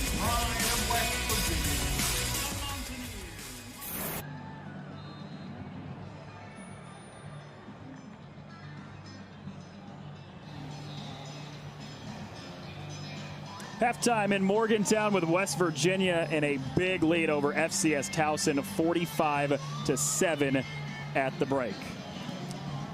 Hello, everyone, and welcome back inside the booth here in Morgantown. 3-time All-American Adam Brenneman, Noah Reed with you. West Virginia fans, exhale. I get it. Week 1 and week 2, it wasn't pretty, right? The 0-2 start. Offense has it figured out today. Yeah, well, they responded to the adversity well, and the name of the game has been the offense. 415 yards of offense in the first half. JT Daniels has managed this game, and C.J. Donaldson has been big time all day. Bryce Ford-Wheaton making some huge plays. Now in the second half, if Towson wants to have a chance, Tyrell Pigram's going to have to come to play. Yeah, C.J. Donaldson with the 3 touchdowns on the ground. It's really been everybody kicking in and chipping in for this West Virginia offense as well. Defense has played well, too. The only 7 points that's been given up was actually on a kickoff return, so defense getting stops, too. Yeah, the Dante Stills has showed up. Justin Jefferson in the interior of the defensive line. But the most impressive part has been this West Virginia secondary, which was a big question mark coming into this game, but they came to play today. Yeah, we'll take a look now at our first half highlights. It's been a lot of running game for this West Virginia team, but it started with the pass and Caden Prather hauling in a touchdown. Yeah, Caden Prather, big, long athlete. He's one of the best athletes on the entire field, and he's made some huge plays today. And then this right here, right after the touchdown, we thought, uh-oh, Towson may be having something going on. A 96-yard kickoff return for Diego Hunter to tie the game. Yeah, Diego Hunter has been maybe the only bright spot for Towson so far today. And after this happened, this entire stadium was sweating a little bit. Kind of like you when you were getting before the game. But then the running backs all started getting going. Mathis first, Donaldson next, and really kind of took off. Yeah, it's great to see Tony Mathis get involved and show what he can do. Again, was the leading returning rusher this season. Him and Donaldson is an impressive 1-2 punch. Yeah, it sure is. 2 touchdowns for Mathis, 3 for this guy, C.J. Donaldson. who's averaging almost 9 yards a carry on the season. The true freshman has been doing what he's doing the first couple games. Yeah, now he's averaging 12 yards a pop today. He's too big. He's too strong. He is a special athlete, and everyone in college football is going to know his name pretty soon. Here's a look at the first half stats, and well, that's quite a stark difference. Yeah, well, we talked about this earlier in the game. Controlling the football for Towson, that is not controlling the football. 9 minutes of possession is not what you want. They've been so good at that through their first 2 games, but they just haven't had the ball at all today. They can't convert on third down. 1 of 6 on third down. You're not going to win many football games with those kind of numbers. Look at those rushing numbers. 235 for West Virginia, -3 for Towson in the first half, and that's probably why the scoreboard reads 45-7. A lot of those rushing yards have come from this guy, C.J. Donaldson, and not only in today's game, but also the first few weeks. He ran all over Pitt in his first career collegiate game. Yeah, his first career collegiate game and his first game ever at running back. Just such an impressive story, and his development has been one of the things that's going to drive this West Virginia offense into Big 12 play here soon, but he has been just dominant today. Almost 100 yards on only 8 carries today, and 3 of those 8 have found the end zone.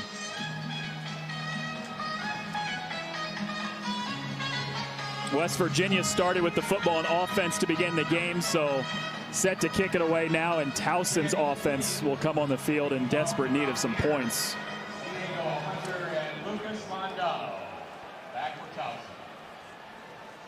Here's Diego Hunter. Had the kickoff return for a touchdown earlier today and got a block out to the 30-yard line where they start this drive.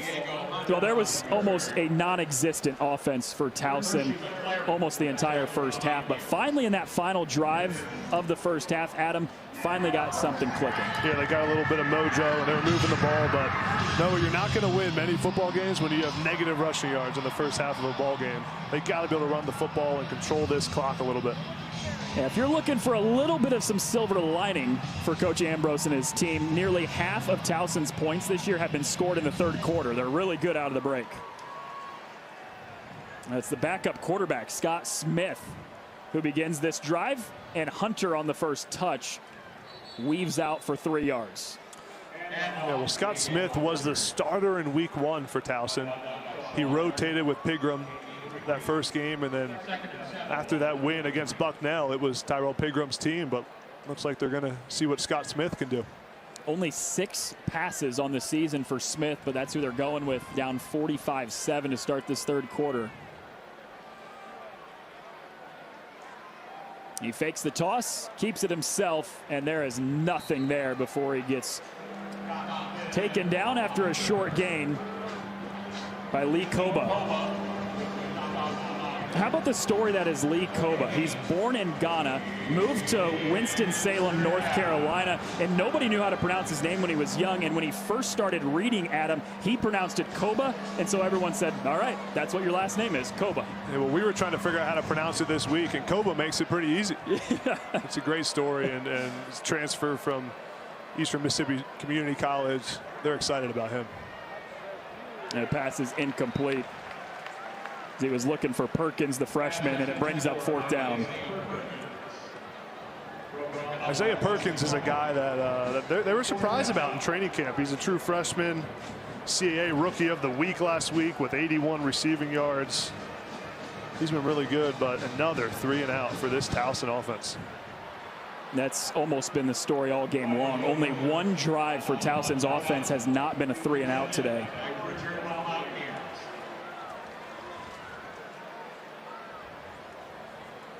So Rob Ambrose in that offense that he leads, struggling quite a bit today against West Virginia's defense. Williams the punt, and a good one as Smith has to backpedal in near the 15-yard line for the fair catch.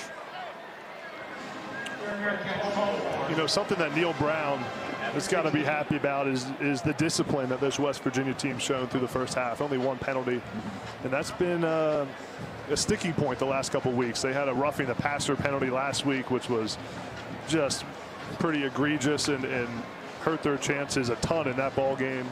They've had some procedure penalties, had a 4th and 1 false start a couple weeks ago. So the discipline so far has been good, and it looks like they got this momentum and things going back in the right direction a little bit. And they've scored on every offensive possession today. 6 touchdowns and a field goal for this Mountaineers offense. And Garrett Green, the backup quarterback who finished the second quarter, is back out there taking the snaps here to begin the third. Donaldson just plows right through that defensive line of Towson, and Steed makes the tackle after a 4-yard pickup. And it would appear that JT Daniels' day is done here. Garrett Green coming out to start the first drive of the second half. There's JT Daniels right there. Didn't even play an entire half and still went 16 of 24, 174 yards, threw a touchdown as well. Quick day of work for him if that ends up being the case where he's done. Mathis.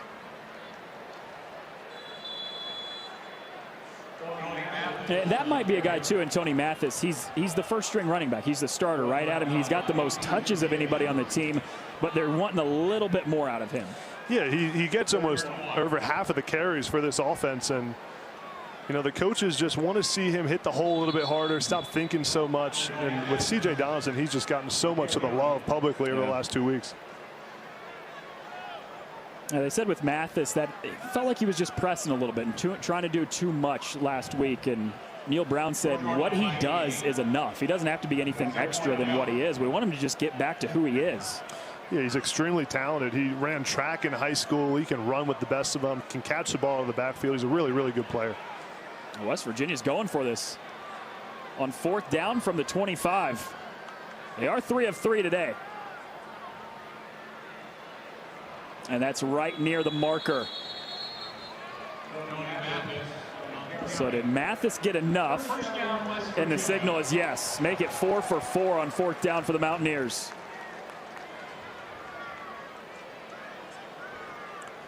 I've been impressed with Graham Harrell and the plan he put together, getting all his guys touches. Mathis has had a day. Donaldson, he's gotten Bryce Ford Wheaton some touches. Caden Prather. Not easy to spread the ball around like that. You asked him what his philosophy was, and he said, I don't know, get my best players the ball. Not bad, Coach. It's a good idea. Quarterback keeper this time from Green. We saw the running ability on display when he had a 38-yard run in the first half, and he gets a lot here on 1st down as well, a pickup of 9. And Graham Harrell was saying this week about being able to just let your players play fast. Keep it simple. Don't make things too difficult. Green, deep ball, wide open target, and Braham who dives and just couldn't reel it in. Oh, that would have been spectacular. Man, he was wide open. Garrett Green's going to want to have that one back. There's no one within 30 yards of him. Oh, he almost gets it. He did initially. Look at Garrett Green. He thought he completed that. Look at him. He's talking smack, and then he turns around and it's incomplete. That's a bad feeling. That's a bad feeling. Mathis one more time for the 1st down. You ever have anything happen like that in your career? I know you're not a quarterback or tight end, but talking smack, you think something happened and it actually didn't go your way? No, I was a big talker on the field, man. I was talking. I might as well have been calling the game down there. And yeah, there were a few of those. There were a few of those moments, but you know, when I was playing, I didn't want to block anyone too much. It was more just catching the ball. You're a pretty boy. You just wanted all the receptions. What it amounted to. Exactly. All right. I'm the opposite of Michael Laughlin. I'm the opposite.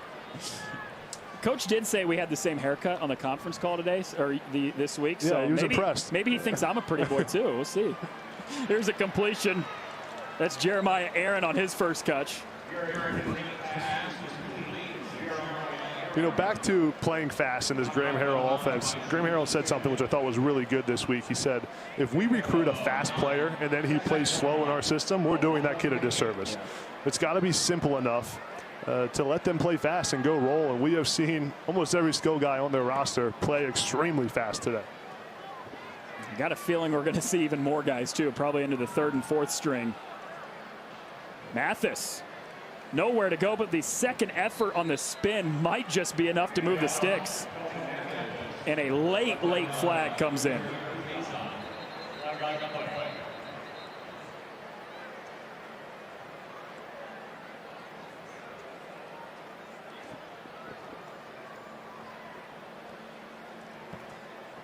Got Doug Nestor chopping it up with the ref a little bit, pleading his case. The transfer from Virginia Tech. This offensive line from West Virginia has been good. Unsportsmanlike conduct. Defense, number 7. 15-yard penalty. Automatic first down. That's number 7's first unsportsmanlike conduct penalty of the game.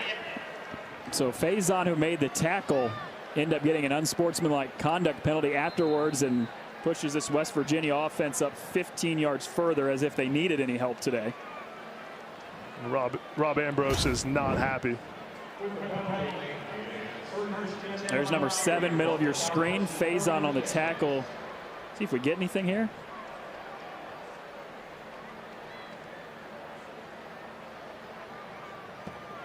It's like a little bit of extracurricular activities going on down there under the pile. He was giving him the business. 5-yard penalty. It's first down. Well, that was nice of Virginia to give 5 of those yards back.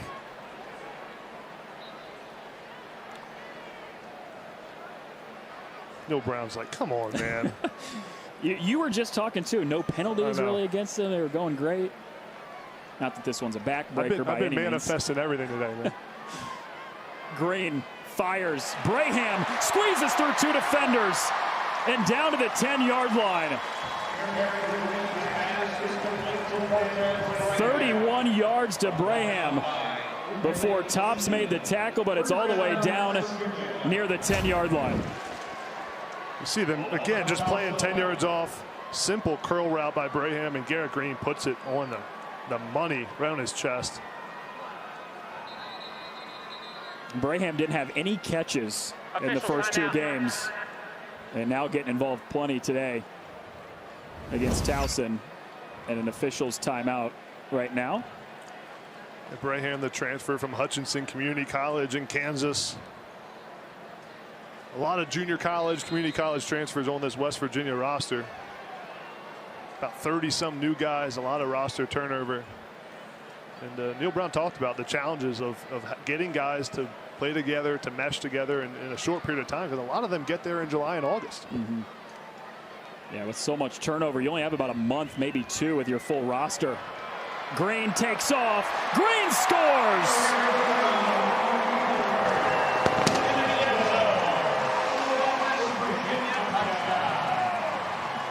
11 yards from Garrett Green, and West Virginia is piling on here in the 3rd quarter.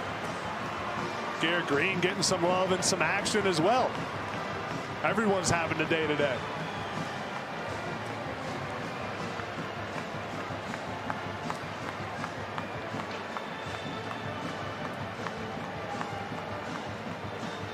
Garrett Green talking to Neil Brown, telling him what he saw. Great design there by Graham Harrell. A design quarterback run, letting Garrett Green does what he does do best. He runs the football.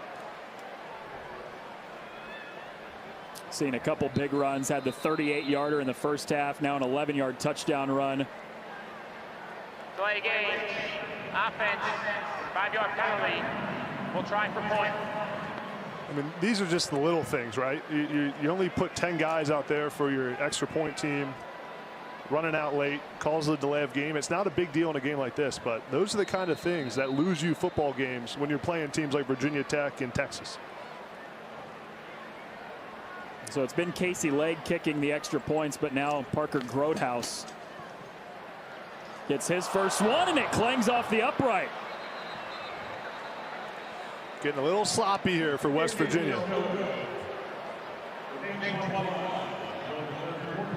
Well, West Virginia doesn't get the extra point, but they do get the touchdown in the first drive of the 3rd quarter. The backup quarterback, Garrett Green, running it in from 11 yards out, and West Virginia is rolling here in the 3rd quarter, up 51-7. Mountaineers playing well today.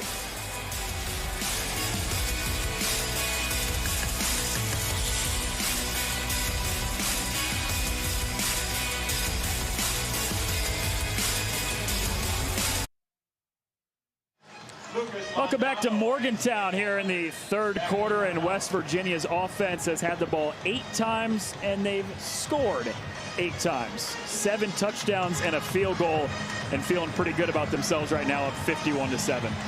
Yeah, when we talked to Neil Brown this week, he said when bad things happen, you either all come together or you all break apart. And it looks like from today's performance, they have come together. Played well on offense, well on defense. Maybe the only part you can nitpick is the special teams, because the guy who just returned that kick had himself a 96-yard kickoff return for a touchdown in the first quarter. Let's take a look back at what we just saw on the touchdown run, though, from Garrett Green. You're really impressed with the blocking of Mathis here. Yeah, you're going to see Justin Johnson, thought it was Mathis, with the lead block on the quarterback draw, and that's what this running back room is so good at. They get these touches, they're running for the big yards and big touchdowns, but the little things. Blocking the Mike linebacker is not an easy block on that quarterback draw. That was a big play by Justin Johnson. Oh, here's a big run on the first play of the drive for Towson. Devin Matthews, the starting running back who hasn't seen many touches today, explodes for a big one here. Finally, a first down on the ground for Towson. Just needs some kind of positive momentum. Looks like they're sticking with Scott Smith for this drive. Up until that play, Towson had negative rushing yards. Try it on the ground one more time. And Matthews back to the line of scrimmage. So what does that tell you about Towson, that they're staying with Smith, the backup quarterback now, and not with Pigram, who's been the starter the last couple weeks? You know, normally when you get in the second half and you're getting blown out, you normally would keep your starters in there for at least a few drives in the second half, just to show a breath of life. But it looks like they may be going with Scott Smith as maybe the guy in the future. He just has to throw it away here on second down. There is no foul for intentional grounding. The quarterback was out of the pocket and made the line of scrimmage. You know, Noah, sometimes in these quarterback competitions, it's just about momentum, and it's about who kind of has things going. Tyrell Pigram, he didn't play bad today. West Virginia is just better than they are, and sometimes you need to change things up and give your offense a new spark of energy. And I think Tyrell Pigram fell victim to that today. 1 of 7 on third down is Towson, and they've got a 3rd and 10. Smith keeps, fooled the defense, hurdles over a man near the marker. Whoa. Scott Smith getting loose a little bit? I guess so. I didn't know he was a dual threat quarterback. Blew a tire as well. Look at him get up in the air.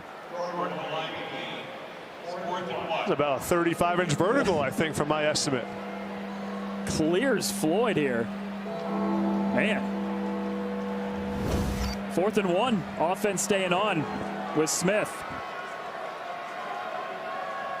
Low snap. Got it off to Matthews, who gets the first down, and a 4th down conversion as he gets an extra push near midfield.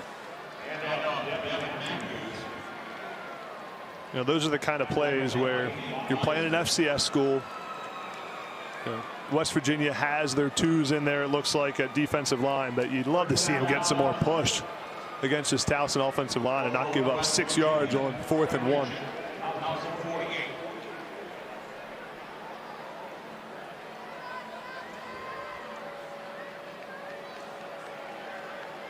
Hunter.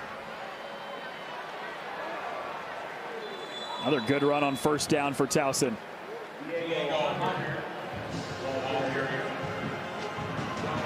Malachi Ruffin makes his 2nd tackle this drive. For Towson, what's it about in situations like this? 51-7, down big, obviously at a Power 5 school. What are you looking for now? Yeah, it's about heart. What are we made of? You know, this Towson football team's a good team. They're going to do really well in the CAA this year. Robert Ambrose has done a great job with this program. They're a good team, and now, you know, how much attitude do they have when they're getting blown out on the road? Matthews gets the first down. Something that they haven't faced this year is their defense kind of getting torn apart a little bit. Gave up 13 in week 1, gave up just 21 last week, and a little bit of a different monster with West Virginia out of the Big 12. And now for West Virginia, you know, you're winning this game. It's going to end in a win. Let's not be sloppy here. You got guys running on late, penalties. Smith. Receiver wasn't ready for it. He wanted to Kendall James. But it's about focus. You know, is your team mature enough to focus when you're up big? It's hot out. Just trying to get out of here without any injuries. You know, you got to not have these self-inflicted wounds because they come back to bite you. Well, you had mentioned that a lot of the second stringers are on the field, so you can kind of say, well, you know, the starters weren't that way. But who knows? Some of these guys play meaningful minutes in games and may need to play more minutes as well. They play a ton, and in a defense that has so many moving parts and new faces, these snaps are critical. Matthews, wide open hole. He wants to hurdle somebody. Said, let me get in on the action, Scott Smith. Malachi Ruffin. That's who he went over the top of. These guys are some athletes. Yeah, what are we in a track meet here doing some hurdles? That's an impressive play by Matthews. If you end up like that, though, in the 100-meter hurdles, that's not a good thing. That's not good. It's not what you want. Matthews gets another touch. And on 3rd and short, that's enough to move the chains. Hey, could you used to get this high when you were playing, Adam? I was just thinking, I don't know if I would have ever tried hurdling.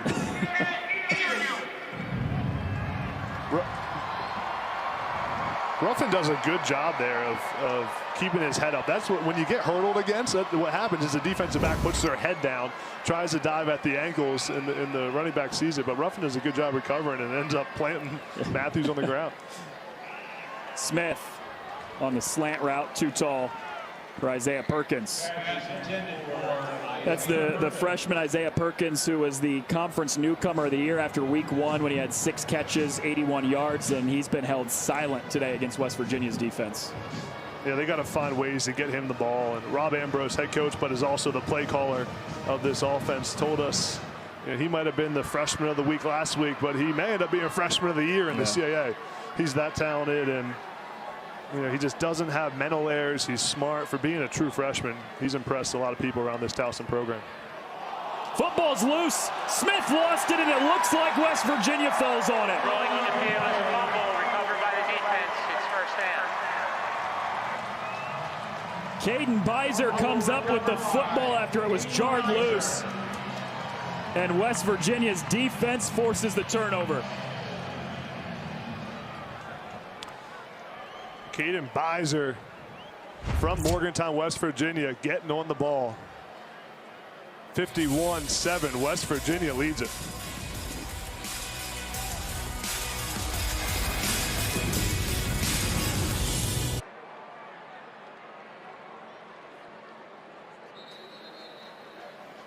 West Virginia's defense comes up with a big play with Towson driving. They're able to get the fumble and recover it too, Adam. You're going to see Taj Alston, number 12, get off the block and get his hand in there and strip the football. Great play, punching that thing out.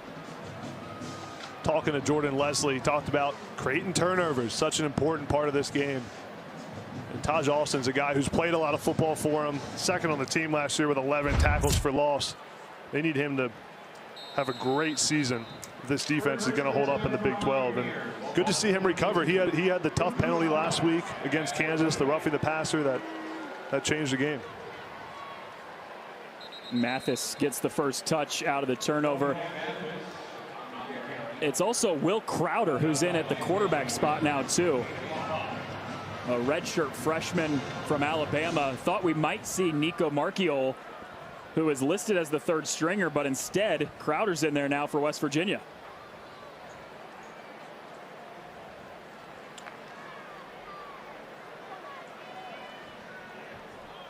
Keeps it, throws it outside. And Reese Smith with his first reception of the day. Well, Will Crowder is a guy they're excited about developing in that quarterback position. Has only been at West Virginia for a year. Went to Alabama to get him. He's talented. He's got a big arm. 6'2". He reminds me a lot when he throws of JT Daniels.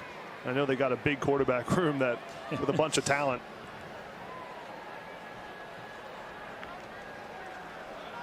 Here's Crowder to throw. caught. Jeremiah Aaron moves the sticks. All right, it's only 3 plays or so in, but Will Crowder able to throw this football around a little bit. Yeah, Will Crowder looks good, looks comfortable. And these reps are so important for your young guys. And with the NCAA redshirt rule, where you can play your guys in some games and still redshirt them. Crowder redshirted last year, and now they're getting him some play time in the game. Just builds confidence.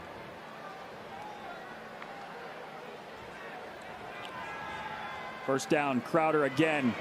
Braham spins away from one tackler and down near the 45-yard line. You know, Noah, Braham's a guy that they're going to need him to step up throughout this season. You know, as fast as West Virginia plays on offense and as high tempo as they play, their receivers can't play every snap. Bryceford Wheaton needs a break. Caden Prather needs a break. So Braham's going to have to step up throughout Big 12 play. He's certainly stepped up today. Yeah, playing really well. Didn't have any catches coming into the week. Got another one here on the quick screen. And hops out of bounds the 41-yard line. That's a guy they really like, too. I mean, coaches were talking to us this week, and, of course, they brought up the Bryceford Wheatons, the Sam James, the Caden Prathers, but they kept coming back to Braham as well, and they think, hey, he can be something special for us. Yeah, all those backup receivers who are listed as backups, but they play a lot of football. I mean, Jeremiah Aaron, Cortez Braham, talk about guys like Reese Smith, who's in there right now at the slot position. They need to be able to play for him and play meaningful minutes because, again, as fast as they go, their receivers need a break every now and then. This time they keep it on the ground with Johnson.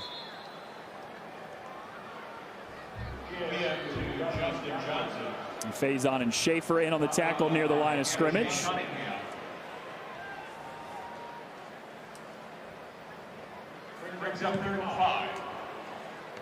See Crowder fixing his helmet as well, helping Justin Johnson out a little bit. Teammates, great chemistry. He doubles as the equipment manager as well. Will Crowder, known good guy. Final play of the quarter. Johnson skipping through. And down near the line to gain. This is the end of the third quarter. Well, 3 quarters through here in Morgantown, and West Virginia has dominated all day long, up 51-7. Now over Towson as we head to the 4th.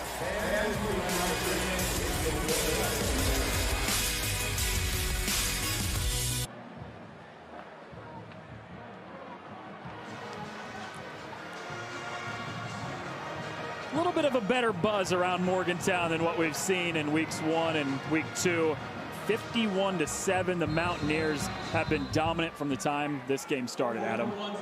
Yeah, it's been an impressive showing, and again, they now have some momentum back with this program to take it the rest of the season. A first carry for Jalen Anderson now. 4th different ball carrier that we've seen today for West Virginia, and the day is probably done for the top 2, and a pretty good day for both of them. Donaldson and Mathis both over 100 yards rushing. 200+ yards rushing, 5 total touchdowns. They have put everyone on notice. This may be one of the best running back rooms in all of college football, certainly in the Big 12, and I think it's going to be interesting to see Graham Harrell and how he uses those two. Does he scheme out ways to get them both on the field at the same time? Yeah. Go a little 2-back personnel. You can use Donaldson in the slot. Oh, what a move to get away from it. Crowder making something out of nothing. How about the day again for Donaldson? The 9 carries, 101 yards. That's over 11 yards a carry. Came in today one of the best in the country at almost 9 yards a touch. This true freshman is just crushing it. Yeah, and for as big as he is at 6'2", 230 pounds, the breakaway speed to break the 82-yard touchdown is what's most impressive. He's not just a guy who you can throw the ball to, who puts his shoulder down on 3rd and short, 4th and short, but he can break the long one. It's been a really good showing for him and Tony Mathis as well. Yeah, both of those guys over 100 today, and Neil Brown said, C.J. Donaldson, we planned on in week 1 just getting him a few carries, get him acclimated to the college game, and he went 7 carries, 125 yards, and said he showed us he deserved more of a workload. And they've given that to him each of the last 2 weeks. Anderson again, another short run. You know, Noah, the biggest issue this West Virginia offense may have is there's only one football. You got too many playmakers. There's so many different guys I got to get the ball to. But if there's anyone who can do it, it's Graham Harrell. Yeah. He'll figure it out. That's an okay problem to have, I think, sometimes, right? You don't mind when you've got a lot of guys to get the ball to. You don't want it the other way around, I'll tell you that. I keep going back to C.J. Donaldson and that story about him not eating enough food before the game last week. Just such a young pup story, but he's maturing right before our eyes. Yeah, he sure is. Here's the throw from Crowder. Connects with Reese Smith. Pass is complete to Reese Smith. Robert Top. Stop. There is a flag on the play, too, that we'll have to check in on. Ineligible receiver downfield on a pass play, number 58, 5-yard penalty, 3rd down. That's Nick Malone, illegal receiver downfield. You know, Will Crowder has looked good in his couple of possessions here. Escaped the sack a couple plays ago. Great throw there to Reese Smith. And the hardest part in college football now is keeping these backup quarterbacks in your program with the transfer portal. I think that's any position, right? Anybody who's not the starter probably has looking at the transfer portal. Crowder getting snaps today. Deep ball wants Smith again. Oh, man! What a catch from Reese Smith. Pass is complete. The rolling on the field and completed catch, short of the touchdown. What a catch and what a throw by Will Crowder, putting it on the outside shoulder. He just lays that thing up there. Perfect ball placement, and Reese Smith. Whew, that is athleticism. First and goal. Wow. Reese Smith went to the same high school as Neil Brown. Yeah, Boyle County High School in Kentucky. Anderson gets the extra push. Not quite in. He's down inside the 1. Yeah, with Reese Smith, they said we have to find out ways to get this guy more involved.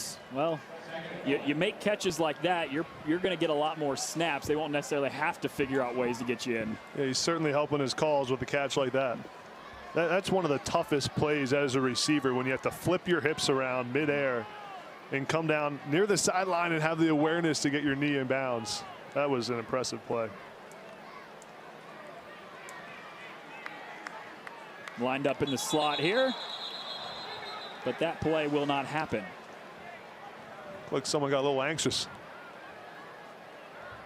Ball start.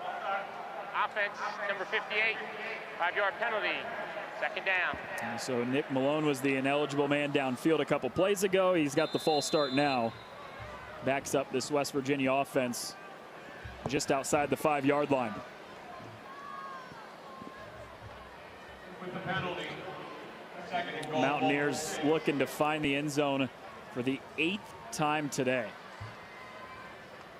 An offense that hasn't been stopped all day.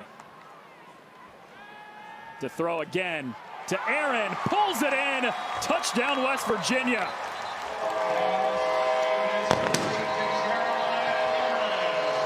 For the West Virginia touchdown. There is a flag all the way back at the 20-yard line.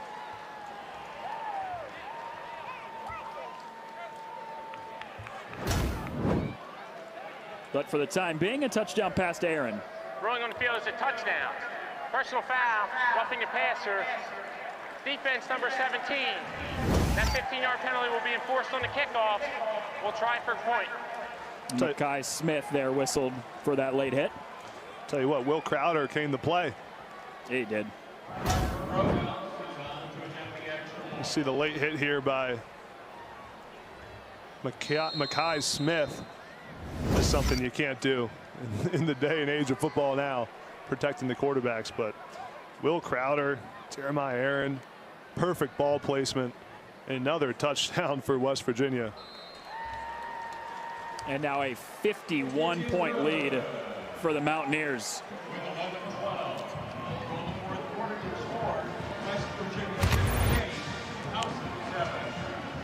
Great catch by Reese Smith, getting it into his knee on the ground.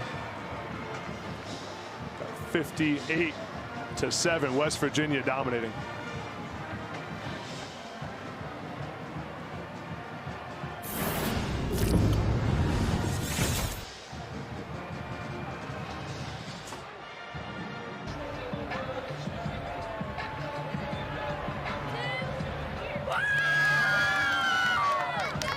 Bunch of smiling and cheering in the stadium today for West Virginia fans, up by 51 on Towson. And in fact, Adam, it's 51 unanswered because this game was 7-7 about 4 minutes into it. Yeah, no, if you're Rob Ambrose and Towson, you just want to have some heart on this drive. Yeah, just put some points on the board, get a first down or two. And because of the penalty on the roughing the passer, kickoff sails way out of the end zone. And a touchback to start Towson's drive when we come back. We haven't taken enough commercials recently. We're going to take one more. Hope you'll join us on the other side.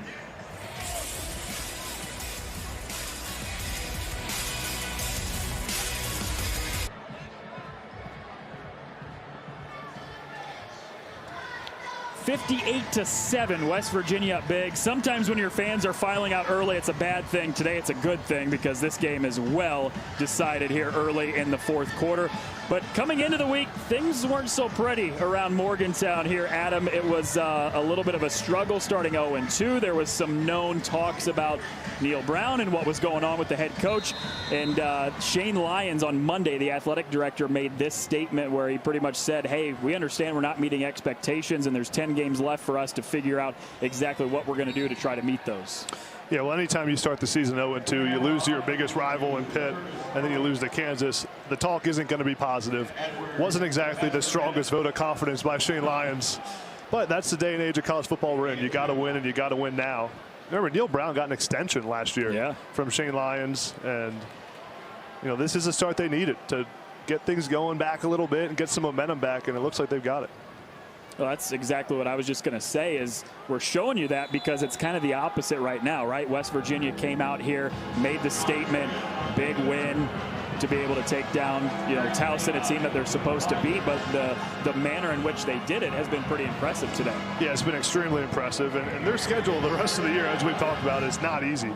So this game today was big, again, just to get some mojo, some confidence, some swagger, and get feeling good about yourselves again. It's tough walking around a football building after 2 losses. It's not a fun experience. You got coaches everywhere who are upset.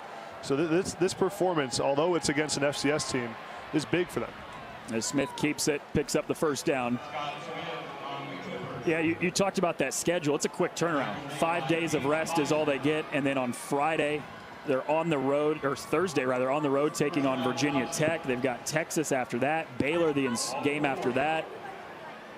And it was there's a lot of big games coming up, a lot of tough games coming up. And so a performance like this for the Mountaineers, very much what they needed. Murray. And he gets driven out to the sideline. Oh, football came loose, but they blow the play dead. The ruling on the field is that the running back's progress was stopped. It's second down. You mentioned the schedule, Adam, and this is kind of what it looks like coming up next for West Virginia, right? Thursday on the road on ESPN against Virginia Tech, but then you got back-to-back ranked opponents the following weeks after that. Yeah, there aren't many, if any, easy wins on that schedule moving forward for West Virginia. That's the life in the Big 12, but you know that Virginia Tech game, a Thursday night, you know what a lot of times fans don't realize, just the quick turnaround. They may not even watch this tape. They'll probably go in tomorrow, because tomorrow is like a typical Monday now for them on a game week that plays on Saturday. So it's a quick turnaround. You have to adjust everything in your program. You're only going to get one full physical day of practice. But good thing is for West Virginia, both teams are dealing with it as well. Yeah.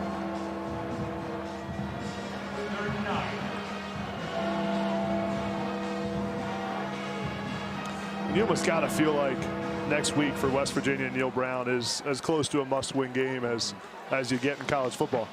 Going to Virginia Tech, a program that got off to a slow start, losing to Old Dominion in week 1. Here on a 3rd and long, a short run for Bengda. Beiser, who had the fumble recovery a couple drives ago, makes the stop here to bring up 4th down. Yeah, this win will keep people happy for a week, but then you play against Virginia Tech next week and you don't put together a good performance, well, people are going to be talking again. Yeah, and as we talked about, does not get any easier after that.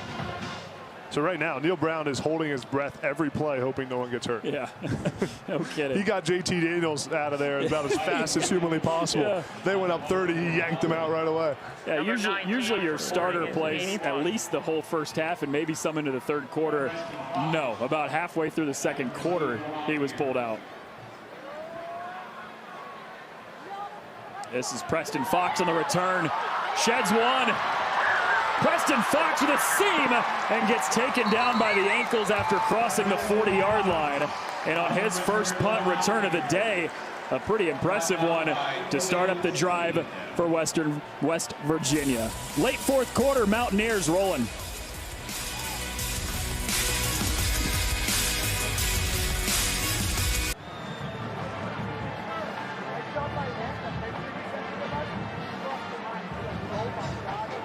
I have no idea what's going on out in the parking lot, but I guess that looks like a fun time, right? Yeah, I've never seen more trash in my life. But no, you can handle the next 7 minutes, right? I'm heading out there, start tailgating a little bit. Yeah, you go have yourself some fun, all right? You've earned it. Great work today. 4th quarterback of the day that we've seen for West Virginia. Markey Ole with his first completion of the day on his first attempt. And it's to Preston Fox, who just had the 30-yard punt return. Markey Ole is a guy they are really excited about. No, we talked to him yesterday at practice for a little bit. He's a true freshman from Chandler, Arizona. Originally was in Colorado, switched high schools during the whole COVID time, was trying to figure out where he could play after some canceled seasons, and big-time recruit, chose West Virginia over Florida State, Arizona State. And this guy could be the quarterback of the future. There's Anderson on the run. Big yards for him for the first down. You were on the coaching staff at Arizona State, and you were recruiting him, and it really came down to a battle of Arizona State and West Virginia. Yeah, we recruited him hard. He's extremely talented. You know, the thing with him is he's a left-handed quarterback, and a lot of programs don't want lefties because you got to flip your whole offense around based on left-handed quarterback, and the ball spins a different way, and receivers complain about it. But with him, he's just too talented. He's too talented to ignore. Got a deep ball down the sideline here and overthrows his receiver. And we're talking about a guy that had, I mean, he had offers from every school in America. Yeah. Everyone wanted this kid. Arizona Gatorade Player of the Year his senior year of high school. He said that, you know, a lot of programs don't want lefties, but you make room when the lefty's this good. Arizona Player of the Year in high school his senior year, was an All-American as well. Highly touted recruit, and getting his first opportunity of the day as the 4th quarterback in for the Mountaineers. And his dad, Charlie, who we met through the recruiting process, was a catcher in the big leagues, Major League Baseball. Hands off to Anderson. Burst of speed down near the line to gain.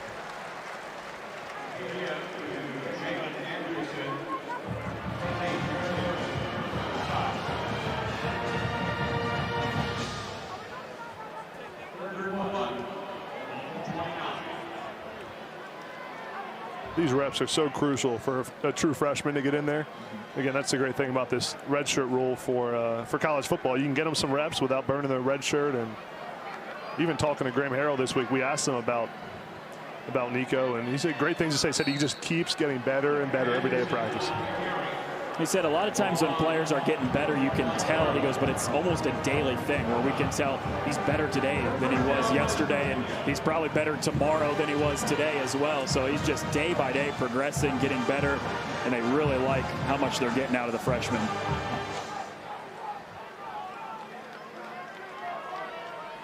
You know, Neil Brown has recruited well here. They've recruited some talent. It's not easy to get guys to come to Morgantown, West Virginia. I mean, it's a lot. They went into Florida to get Donaldson and Mathis.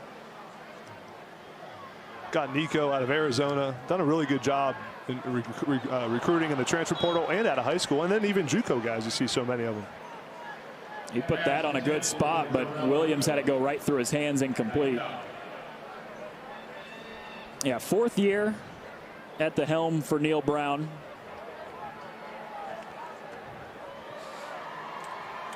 You know, Noah, this feels really similar when you look back at kind of the last few years of college football. And we've been talking a lot about Mark Stoops at Kentucky.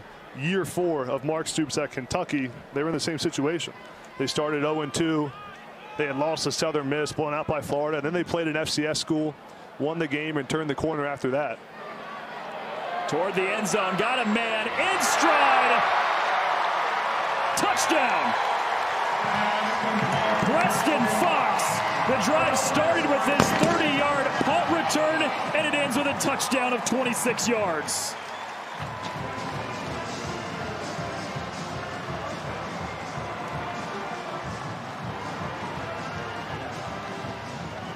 Nico Marchiola is all smiles right on the sideline, and he should be. He put this thing right on the money between the 2 defenders. Oh, that's close. Preston Fox gets his foot down. Hurry up and snap this ball before they challenge it. That is really tight. Oh, man. Is that big toe on the line? I don't know. I'm afraid to give my opinion on this one after going 0-2 the last 2, but I thought he was in. Yeah. Welcome to college football, Nico Marchiola. Not bad. Not bad at all. Couple completions on the drive, including the 26-yard touchdown, which appears to stand.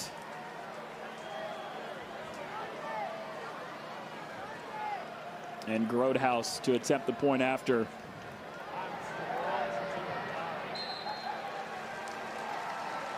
(65-7). West Virginia has been phenomenal on offense today. Really everywhere, but when you score 65 points, I don't really care who you're playing. Your offense had a good day. Yeah, I mean, this Graham Harrell offense put up 55 last week, 38 the week before, and now 65 and counting. And counting as we have 4 minutes, 40 seconds left in the game. There may be some more. 65-7, less than 5 minutes to play here in West Virginia's first win of the season.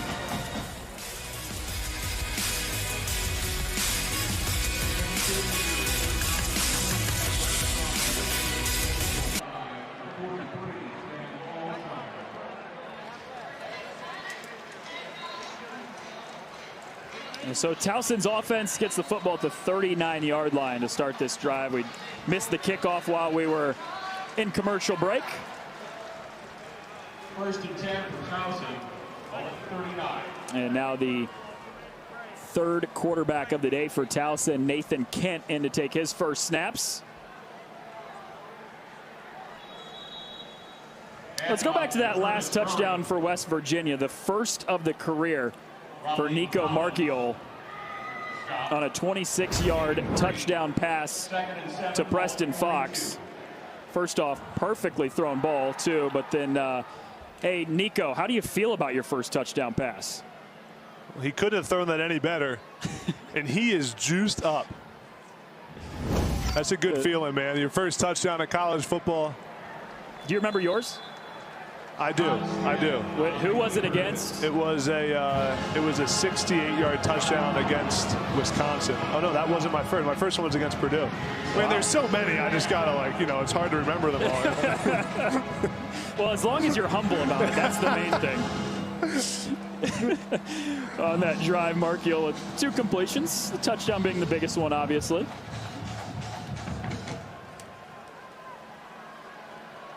You are a 3-time All-American, so I'll give you that. There probably are too many to remember. That's fine. First completion of the day for Nathan Kent. I just got to hope that none of my buddies saw me talk about my 68-yard touchdown. No, I'll never hear the end of that one.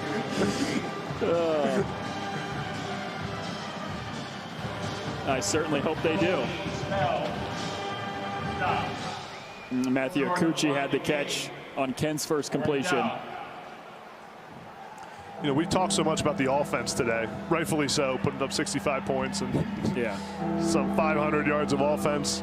Now 600 yards of offense, but the defense has looked good, and they've gelled together a little bit, and the secondary played well, again, against an FCS opponent. But these are the kind of games, and Jordan Leslie talked about it with us, defense coordinator, getting some confidence and feeling good about yourselves and going into the Big 12 schedule the next week against Virginia Tech before you get there, just with a little bit of swagger. Well, the offense was never the problem, right? They've been putting up points the last couple of weeks. It's been the defense who struggled at times, and today you see 7 on the scoreboard, but the defense gave up 0.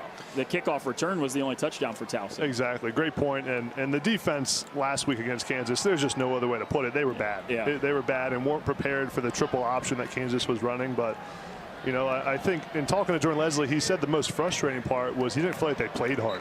Right. You know, he didn't feel like they were running the football, and a lot of that comes from confusion and not being sure where to line up. They weren't lining up right. But today it's been a good showing, and their best players made some plays today. Jordan Jefferson, we called his name a lot. The secondary played well. Dante Stills was causing havoc even though he didn't show up on the stat sheet. Yeah, there's Jordan Leslie, defensive coordinator, also coaches the outside linebackers who played well today too. Jordan Leslie, who came from Troy with Coach Brown, was the linebackers coach at Troy, and then followed Coach Brown to West Virginia. Been one of his longtime confidants as an assistant coach. And Neil Brown hasn't lost any confidence in him and his defense either. They feel pretty good. They say, hey, we still trust our group a lot. We don't feel any worse than what we did coming into the season. We know it's a good group. They just have to be able to show that for a full game. Shown it in spurts, haven't showed it for a full game until today. Yeah, I think when you look at it, you know, they gave up 38 points against Pitt. Now that was in overtime, and you know, they've played pretty well. And that Kansas game was a little bit of what they think was a fluke due to that triple option. Kent with the completion. Lucas Londano with the catch. Pass. Completed to Lucas Londano. Spells tackle. You knew coming into this game for West Virginia that they had to win and had to win big, but I don't know if you went into this game thinking necessarily that they would put up 65 and that they'd win by this big of a margin. Yeah, I really thought this would be a closer game. You know, Towson, with all the talent they've brought in the transfer portal, they've completely revamped their roster. 56 new guys. Yeah. I thought it'd be a little closer, but you know, again, it's tough when you have so many new guys to get them to play together. And I think West Virginia and everyone in this program knew, as you said in the very beginning of this broadcast, it was a find out what you're made of type of game, to steal your words. And they found out. And I think that they're going to have some confidence now going into the rest of their very difficult schedule.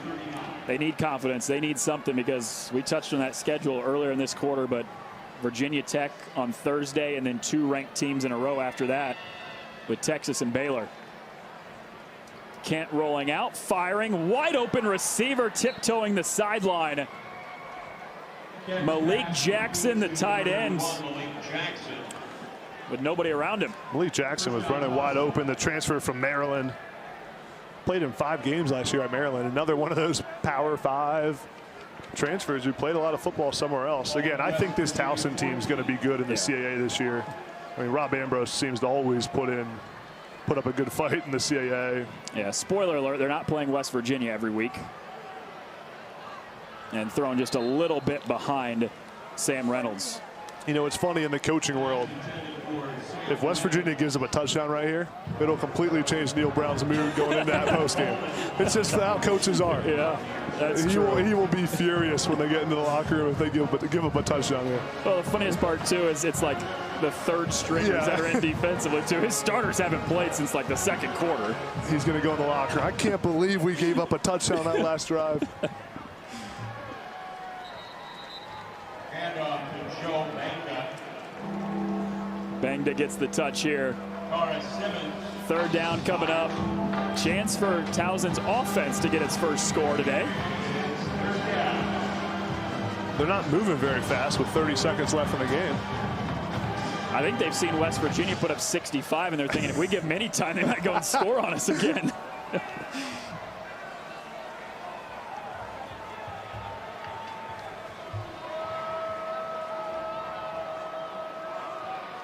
Third down, Towson trying to threaten to score late. Kent, there's a flag, and Kent stutter steps right into a tackler.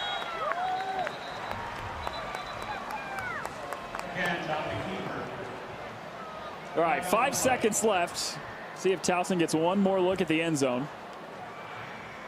Illegal formation. 5-man lined up in the backfield. 5-yard penalty. It's third down. All right, so third down and long. One more throw to the end zone. Can they do it? Building drama late. It's a good test for an end-of-game situation for West Virginia.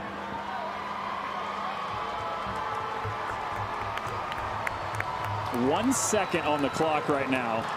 Timeout. Towson. And Towson calls the timeout to get one more play. I love it. For all the marbles. I know people in the stands aren't happy about it, but this is like, you're Towson, you're playing at a Power 5 school, you're close to scoring your first offensive touchdown of the day. You get one more chance. Yeah, you got to show some faith in your guys. Let them try to walk out of here with something positive. They're ready for the party to begin in Morgantown today. Does Morgantown party? I didn't know that. They got to, right? These stands were pretty full today. We were kind of wondering after the Kansas loss last week, would people show up? Would they be upset? It's a pretty good turnout. Now, a majority of them have left with the game already being decided.